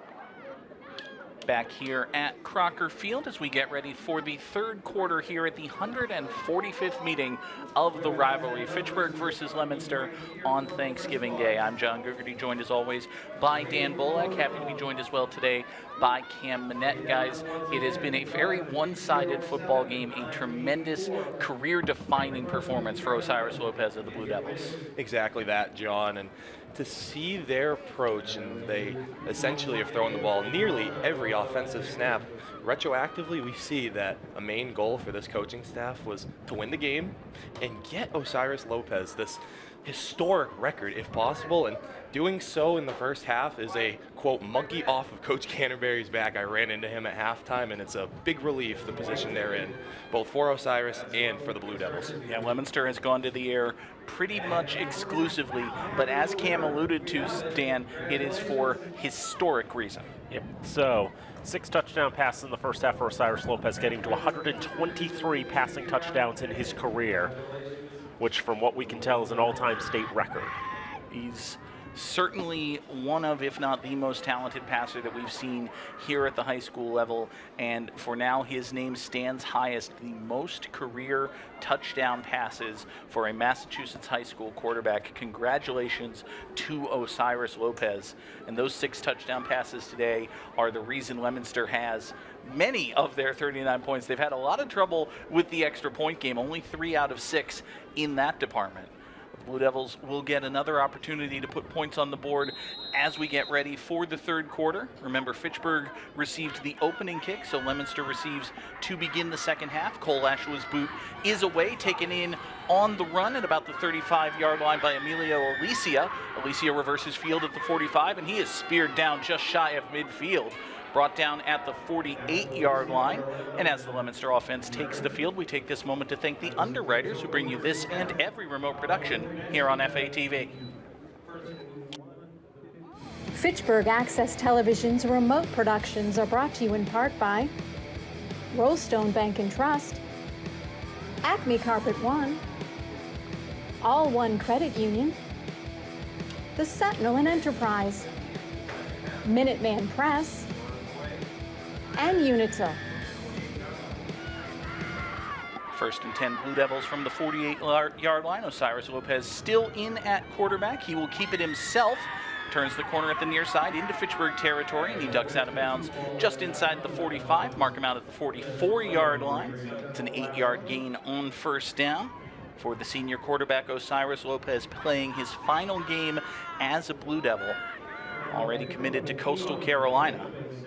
And a solid gain here for Lopez to open up the drive, but John, I was a little surprised to even see him out here.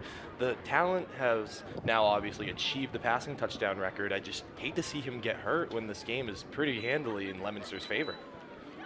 Second down and 2 coming up for the Blue Devils. Handoff goes to the left side. First carry of the day for Mason Chester. Gets past the line of scrimmage, very close to the line to gain. Check back with the chain gain, and they'll spot Chester less than a yard shy. It'll be 3rd and inches coming up for the Blue Devils. Nope, they changed their mind. Stop the clock, move the chains. It's a first down for the blue and white. I thought he was potentially just a yard short, but something immediately of note here is how Leominster is committed to the run. And now that you've had such the passing success you've needed, I would expect this, but it's definitely a change of pace. Mason Chester, that's the first carry for an actual Blue Devil running back today. It's been 4 carries for Lopez, and then Ryan Ricker on an end around, as Chester will drive up the middle to the 39-yard line for a gain of 3. Remember that carry by Ricker came on a play that had a bad snap. We thought in the moment, Dan, you called it out, that it was supposed to be a pop pass forward to Ricker. It wound up being a handoff to him. So every play at least designed in the first half, a pass for the Blue Devils. Every play thus far in the second is a run. Now 2nd and 7. Lopez will throw to the far side. It's complete. Dancing out of tackles, a flag comes in behind the play. Reversing field is Zach Oliver. Oliver's across the 25. He's spun down at the 20-yard line. But again, there is a flag down back at about the 38-yard line, so I think a lot of this might be coming back.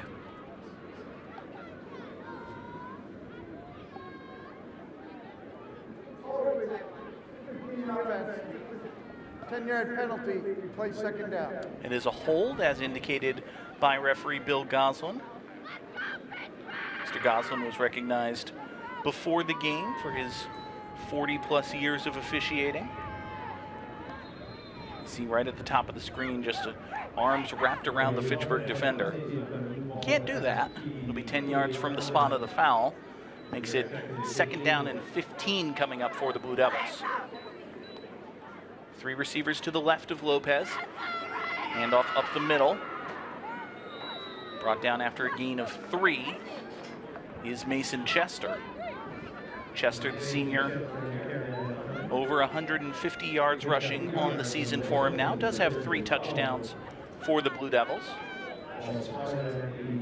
First cousin to Fitchburg's own Cole Lashua, according to Mr. Sean Sweeney in the booth. Happy as always are we to have Mr. Sweeney along with us. Sean was ecstatic to hear that the Red Raiders emerged victorious in the canned food drive competition this year. Now third down and 12. Lopez throws to the far side, complete to Chester. He's across the 30, got a first down and more. Across the 25-yard line before being brought down. Mason Chester basically did not play. He played, but he didn't do anything in the first half, but he's been a big part of the Blue Devil offense here in the third quarter. He's got himself a first down here, Cam. Yeah, Cassiano Pedraza came on the blitz here, and it allowed Chester to leak out in the flat on essentially a wheel route, and a quarterback like Osiris Lopez, we know he'll convert on that 3rd and 12 when it's that available. First and 10 for the Blue Devils at the Fitchburg 24-yard line. 8.5 minutes to go. They lead 39-0. Chester gets the carry across the 20. Brought down at about the 18-yard line. Miguel Gonzalez, among others, in there with the Red Raider hit. And you see with the Blue Devils essentially committing to a very heavy diet of run that the clock is going at a much faster pace. And I at least speculate that maybe Lopez has one more in him. He's wearing the number 7, and 7 would have a nice ring to it. It does have a certain ring to it, but we will see what the Blue Devils want to do. Second down and 3 now. Handoff for Chester again. Doesn't like the middle, bounces to the outside to the 10, and he's brought down at the 6-yard line. It's another first down for the Blue Devils. Mason Chester got some good blocking, but also good vision. So he took that one to the outside, makes it 1st and goal. And the Blue Devils right back to the line of scrimmage, showing some tempo now. Lopez hands off for Chester on 1st and goal to the left, and he is in. Touchdown, Blue Devils. Mason Chester from 7 yards out. Makes it 45-0, puts us into running time. As the Leominster Blue Devils add to their lead. And Mason Chester, the senior, and we said the phrase spreading the love earlier, and honestly, I think that's what the Blue Devils are doing here. Is Chester's on the board now. We've talked about Marchetti getting on the board. Ricker, it's been coming from all angles, truly, by the Blue Devils, but ultimately all facilitated through number 7, typically number 3, Osiris Lopez. Different kicker this time. Adam Fiallo, who had the opening kickoff in this contest, is going to try the extra point this time. Snap is down, kick is up, and it is good. 6:40 and counting to play here in the third quarter. Leominster now leads 46-0. Adam Fiallo, another one of those seniors for the Blue Devils. 16 in all on the roster, for whom this will be their final day wearing the blue and white. I think more than just Mr. Lopez will be going on to the collegiate level if they want it. It's a very talented side here for Leominster, Dan. Oh yes, we've seen a number of players over the years with tremendous athleticism. It's like I don't want to try to single out all of the players for the Blue Devils, try to say it's like who do I think's good enough to get to the next level and who isn't, but I can tell you, and I agree with you, John, that there are multiple Blue Devils that I think will be playing on Saturdays come next fall.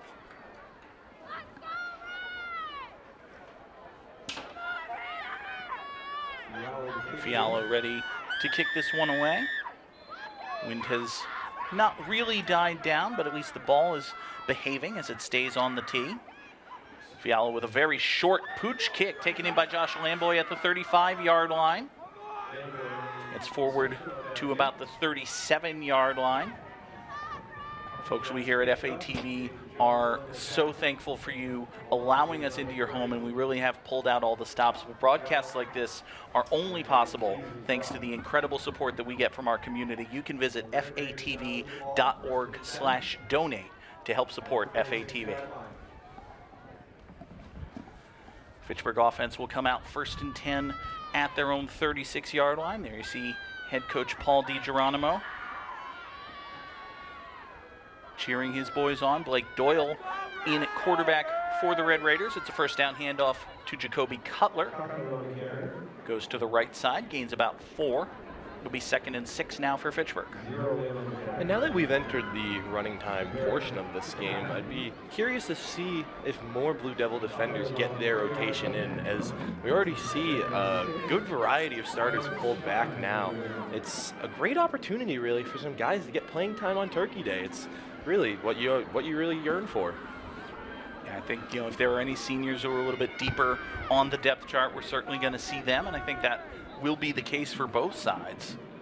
2nd down handoff goes to the fullback Masango Amate Ngabe. Gets to about the 43-yard line. It'll be 3rd and 4 coming up. And a lot of those guys who maybe are seeing their first reps in scenarios like this, their contributions to a team, especially that's seen so much success like Leominster, it's really unmatched, and it goes unnoticed to everybody in the stadium, but it's something that you cannot have success without these people on the team. 3rd down pitch comes to Jerome Best on the near side, but he is wrapped up deep in the backfield. Ryan Ricker came from his DB position, did not allow Best to get anything going. Well, Ricker is one of the guys who has been on the field all day and making plays. Another one here is a huge tackle for a loss. Stalls this Red Raider drive, forcing Lashua to line up in the punting position once again. Cole Lashua has been doing the punting for the Red Raiders this season. This time a good snap to him. He steps through it. It's a low line drive. Bounces at the 36. Ricker couldn't bring it in. Now he does pick it up at the 25-yard line. Dances out of a number of tackles, trying to reverse field. Ricker's to the 30. He does turn the corner. 40, 45. He will be spun down at the Leominster 46-yard line by the punter, Cole Lashua. Ricker looked like he was just going to pick that up, maybe take a knee, but he turned it into a good 21-yard return. And we said we don't want to speculate who may be playing on Saturdays if they choose, but Ricker has had quite the game and is showing why. This, hopefully, if we're all lucky, is not his last football game, because he is quite the athletic talent. To your point, I thought this was going to just be a take it, and when you're having the game Ryan Ricker's having, why not? It's the 3rd time today, by the way, that Cole Lashua has had to tackle Ricker on the punt return. Blue Devil offense comes back out as we approach the 2-minute mark here in the 3rd quarter. First down handoff goes to Jack Parisi. He gets a couple of yards. Parisi, the junior, over 100 yards and a touchdown for him for the Blue Devils this season. And you can see Ryan Ricker is coming off the field right now. You have to wonder if this is one of the last times in his career he'll be coming off the field as a Blue Devil. He gets the hugs on the sideline. You see there the tattoo on the leg of Osiris Lopez we mentioned. The RW7 for Ricky White. He's wearing that number 7, which again the Blue Devils rotate every week among their roster. Now Parisi gets the 2nd down carry. He's into Fitchburg territory, spins out of a tackle at the 30, gets by Best at the 20 to the 15, 10, 5, he is in! Touchdown Blue Devils! Jack Parisi!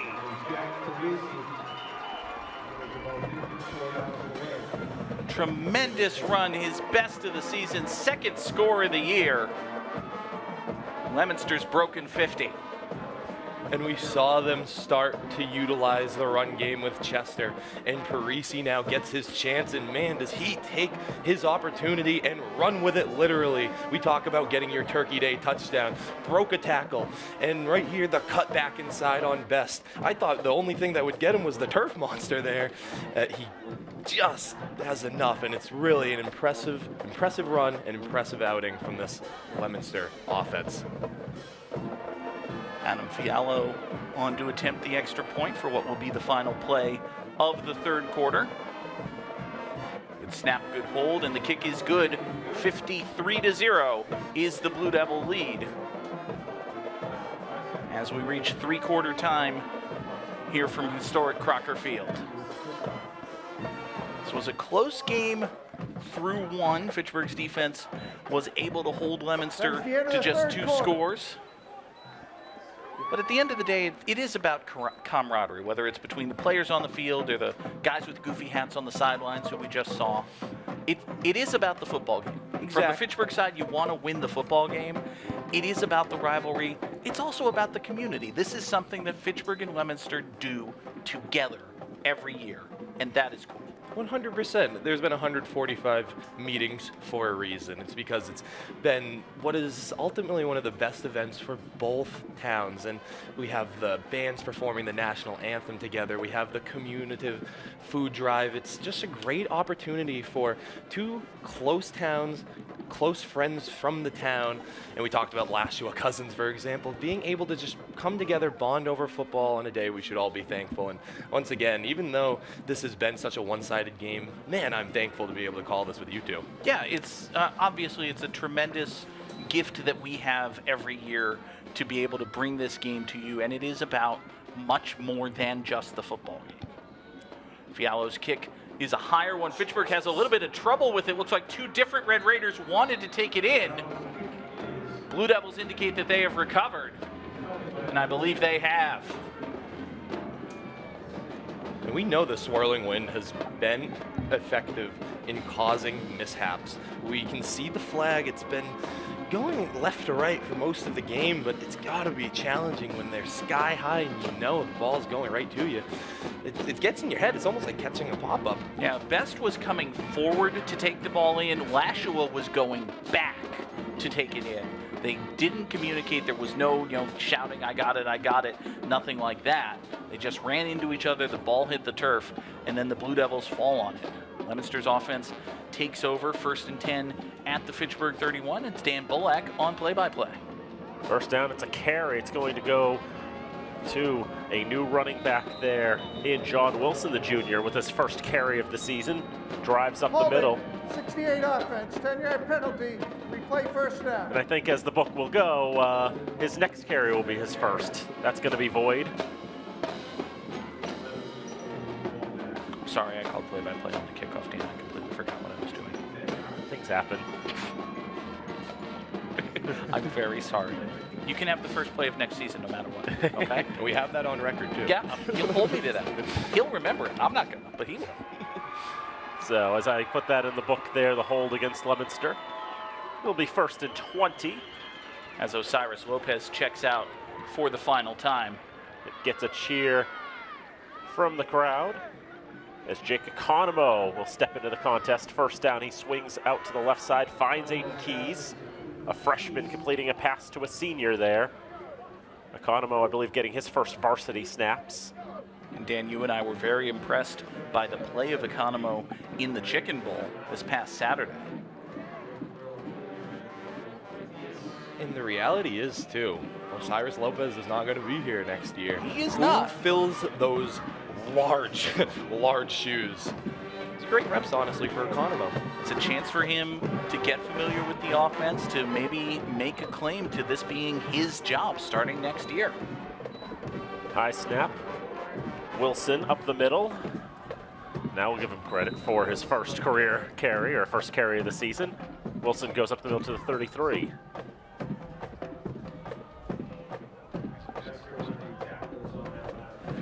Give him to the 32-yard line. We mentioned Osiris Lopez, the Coastal Carolina commit, to play FBS football on Saturdays.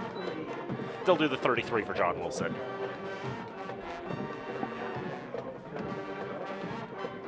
Third and about 12.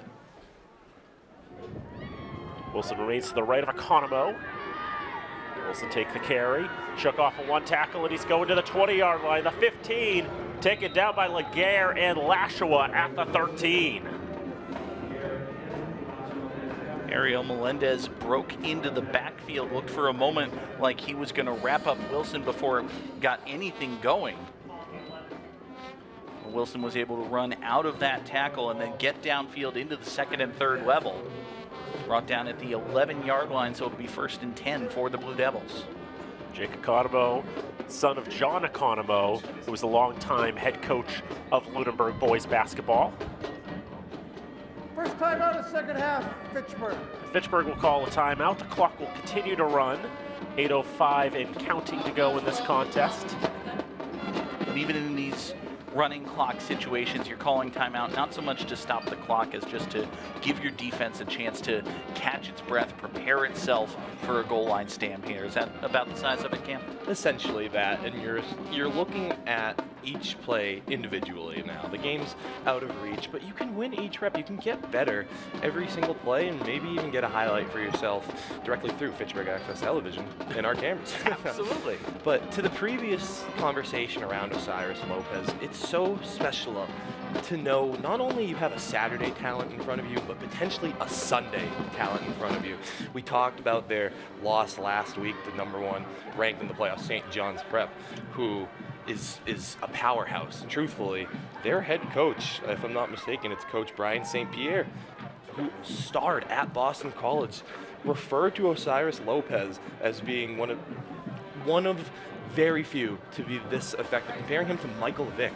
It's just very special what we have seen this morning. It is rare to see a talent like that come through these parts, and it has been, even for the few times we've gotten a chance to see him, it's been a joy. Here's Wilson, broke out of one tackle. Its counterpart in 44 will tackle him. Landon Hester and Dom Bertiger as well, down around the 7. And we mentioned, obviously, the tremendous talent of Osiris Lopez, but this fourth quarter on Thanksgiving really is a chance, as we said, for Jake Economou. Yes, it is a blowout game, and you have to be mindful of that, but this is your chance to run this offense, to get used to the players on this team who are going to be here next year. This could very well be Jake Economou's team next season. Here's 2nd down and 5. Wilson again to the left side. A lot of green turf to run, and another touchdown for the Blue Devils. Economou with his Turkey Day touchdown, and well-deserved. And ultimately, that was actually Wilson on the touchdown, and credit to him. The Turkey Day touchdown, the Turkey Day love success, it's going all around for these Blue Devils, as we see in Economou, Chester, and here Wilson getting their body in the end zone.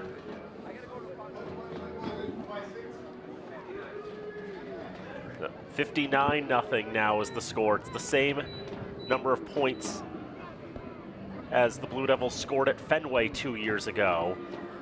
In that particular case, the time was about to expire, and they chose not to attempt the extra point before it did. Can't exactly burn 5 minutes between plays. That would be a little bit outside the rules, I think. Fialo's going to try to make it 60 here. There was some jumping there, and Fialo kicked it straight into the line. Yeah, I think there was a bit of a flinch on the right side by Fitchburg and a definite uncalled false start by Leominster, and then it didn't really matter. We just booted into the line. You know, fun story is, in 2013, I worked the chains at Elliott Field. We're familiar. And there was, yes, you can find me getting knocked down on the sidelines somewhere. So we take another look at the unsuccessful extra point. Yep, so let's look at that again, and whoop, off the back of Mason Martin's head, but. So there was a point in the contest. I used to work the box, so I was working right next to the head linesman all the time, the down judge, and at one point there was a game in which I believe Fitchburg was winning by a lot, and after a particular play, the head linesman said, "You're about 2 yards off sides, but I let it go because you're losing by so much."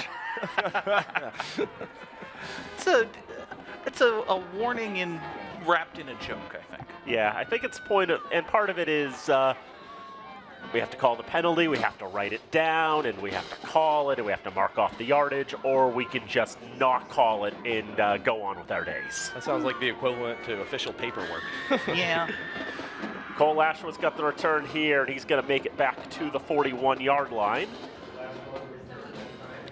We talked a lot about how Jake Economo had his chance to really make an imprint on the Leominster offense. It's the same side, it's the same situation on the other side for Blake Doyle and Cole Lashua in particular. These guys are both freshmen. They're probably going to be here next season for the Red Raiders. And they have a good deal of talent in Lashua. They're going to return Jerome Best, who's only a junior. I think if Doyle can step up and step into that quarterback role, and better days could be ahead for the Fitchburg offense. First down, Masango Amate Ngabe breaks out of a couple of tackles. Gets wrestled down in Blue Devil territory, down around the 46.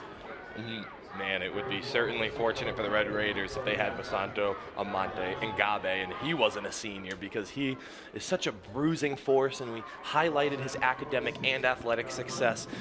Such a key component of this Red Raider team. Such a player. The Red Raiders have not scored on Thanksgiving at historic Crocker Field since 2017. They're trying to fix that here. Babcock will have the tackle on Jacoby Cutler, but not until Cutler gets to the 38 or 37-yard line. And the running clock is a factor here. You know the Red Raiders would love to get some points on the board before the morning's over. But with the running clock, you're already down to 2 minutes. You might only have 3 plays left or so. 37 yards from goal are the Red Raiders, shut out in 2021, shut out in 2019. Did score in 2023, but that was at Fenway, not here. The last time the Raiders won on Thanksgiving in 2017, the last time they scored on Thanksgiving. Here on the corner of Circle and Broad, Masango Amate Ngabe runs it to the 35. Nice tackle there by Nathaniel Gonzalez, getting his name in the stat sheet there, as you love to see a nice shed and solid defensive line play. It doesn't matter the time, the score. If you can make a play, get your big paws out there, do so. Get a highlight. That's very impressive work from the sophomore. Really good job by Gonzalez. Engaged, gets off his blocker, makes the tackle. Now out to the left side, Cutler shakes off of one. Now shakes off another and dives forward at the 24-yard line. Jacoby Cutler, another one of those freshmen for the Red Raiders, making a statement here, letting Leominster know, hey, I'm going to be here for a few years too. The Raiders have so many freshmen on this roster. We're into the final minute of this contest. 59-0 the score. The Raiders will play like it's 0-0. Up the middle, it's Cutler. Get to the 22-yard line. Now that we're under 40 seconds on the game clock presumably outweighs the play clock here. The Red Raiders don't necessarily need to snap it, although one more shot at the end zone or just a chance to potentially get there is a great opportunity, and why not? Love to see Doyle try to air it out just for one go, just to see what will happen. And he is going to take a shot. Finds Lashua, swung down at the 10-yard line. If they wanted to hurry, you could almost do it again, and they are getting on the ball quickly, and we are down to 6 seconds, though. I'm not sure if they'll get this off. They're going to try. They're going to get the snap off. Lashua, it's a throw to Lashua, and he got it! Touchdown, Red Raiders! At the absolute death of it! That is the end of the ball game. Cole Lashua gets the touchdown catch. 59-6 will be the final. Cole Lashua, you deserve a Turkey Day touchdown for the punts, the defensive fortitude, tracking down Ricker on all of those punt returns. Beyond happy for the freshman. This is not going to be his last impact on this rivalry. We've seen Cole Lashua make tremendous plays on a number of occasions, on a number of sides of the ball. On this final drive of Thanksgiving, Fitchburg made it a point to get their freshman quarterback, Blake Doyle, and their freshman tight end, Cole Lashua, one touchdown here on Thanksgiving, something to build on for the Red Raiders. The score is what it is, and full credit to Leominster. It is ugly. 59-6 is a tremendous victory for the Blue Devils and well earned. But for Fitchburg, you have that little bit of pride right at the end. They marched downfield. They hurried. They had the clock against them, could not stop it. They got into the end zone, as you said, Dan, for the first time in 8 years that they have scored at Crocker Field on Thanksgiving. To break that shutout took all 48 minutes, but they were able to get down there. And there's Osiris Lopez, who had himself a day. He finished through the air 13 for 19 for 150 yards and 6 scores. And how special that Osiris Lopez breaks the state passing touchdown record, records his final win as a Blue Devil in that so special number 7 jersey, who Coach Ricky White, so important. We've talked about the tattoo, and there's a reason Osiris waited until Thanksgiving to wear that jersey. It's beyond special, beyond impressive. I cannot wait to continue watching and following this young man's career. And you see him down there being congratulated by Paul DiGeronimo. Oh, absolutely. And you know, one of the big things that was so important for Osiris Lopez was to play 4 years at Leominster High School. You know, in regards to the playoff loss to St. John's Prep, he said that he thought that was the best game he had his entire 4 years as a varsity starter, in which he recorded 179 yards on the ground and threw for 286 more, factoring to all the scores effectively. The level of play during that game was just like no other. He couldn't be more proud of the team and the guys, and he knew how much that game meant for public schools in the Leominster community, so he wanted to leave us all out there in the field. But he also hoped that his performance and, you know, just playing 4 years with Leominster helped put Massachusetts football on the map and see that people are finally seeing, quote, the ballers that play here. But he felt it was so important that he stayed for 4 years to give his all to his hometown school and to show that you don't have to go the prep school route. You don't have to go miles away to a private school that costs tens of thousands of dollars a year to play in front of crowds of 50 people or something. Exactly, and they say if you have the talent, you will get recognized. And Osiris Lopez, beyond deserving of the recognition. I realize that this Leominster Blue Devil offense was held to under 30 points only twice this entire season, including today. They amassed that, they almost doubled it. And in fact, one of those times they were held under 30 was actually their win at Doherty Friday, September 19th. Just a lethal offense led by NFL prospect. I gotta imagine Osiris Lopez, beyond special. Yep. I hope that we'll get to see him playing a little bit of ball down in Conway, South Carolina next year. He'll look great on that teal turf. I can only imagine. And bringing it back locally here at Fitchburg, again, folks, we are so incredibly thankful to our tremendous crew. Our director today was Nate Glennie. Travis Falk ran the audio and graphics, provided his technical expertise in all things as always. Henry Christensen, fantastic on the replay for us. We want to thank Glenn Fossa for the work he did pre-game, securing a number of interviews, doing a great job presenting that show. And of course, our camera operators today, Isaiah Manuel, Robin Como, Ryan Doyle, and Alex Fabrile. Tremendous work by all of them. And folks, again, thank you so much. The score is what it is. And listen, you can see it on the thing. We're not going to say it again. We are so thankful every year to be part of your Thanksgiving, to be part of this rivalry. Cam, we are thankful for you for joining us. Thank you very much. Happy Thanksgiving again to you. And a happy Thanksgiving to you two gentlemen as well. You guys have put on beyond quality productions for both the Red Raiders and the Falcons down the road. And it's been a privilege to not only watch and experience them from afar, but be firsthand involved in this beautiful Crocker Field press box, watching the great game of football and the best day for it, Thanksgiving. I love it, and I'm thankful to you two as well and the entire crew. And Mr. Bolak, thank you as well. Happy Thanksgiving to you. Happy Thanksgiving, John. Always a privilege to be able to call this game no matter what the result is. And you know, we do cater this broadcast to the Fitchburg side. We got just a little bit. We got some Blue Devil representation in here from Cam. Different Blue Devils, but you know. Well, Murdoch Blue Devils, we'll see how they're doing after this, playing Narragansett this week. Oftentimes similar in score, but hey, anything can happen on a Thursday, especially Thanksgiving Thursday. Folks, that is going to do it for us here today from historic Crocker Field in Fitchburg. We will leave you with all the highlights of this 145th meeting of the rivalry from all of us here at FATV. Thank you so much again. Happy Thanksgiving from FATV.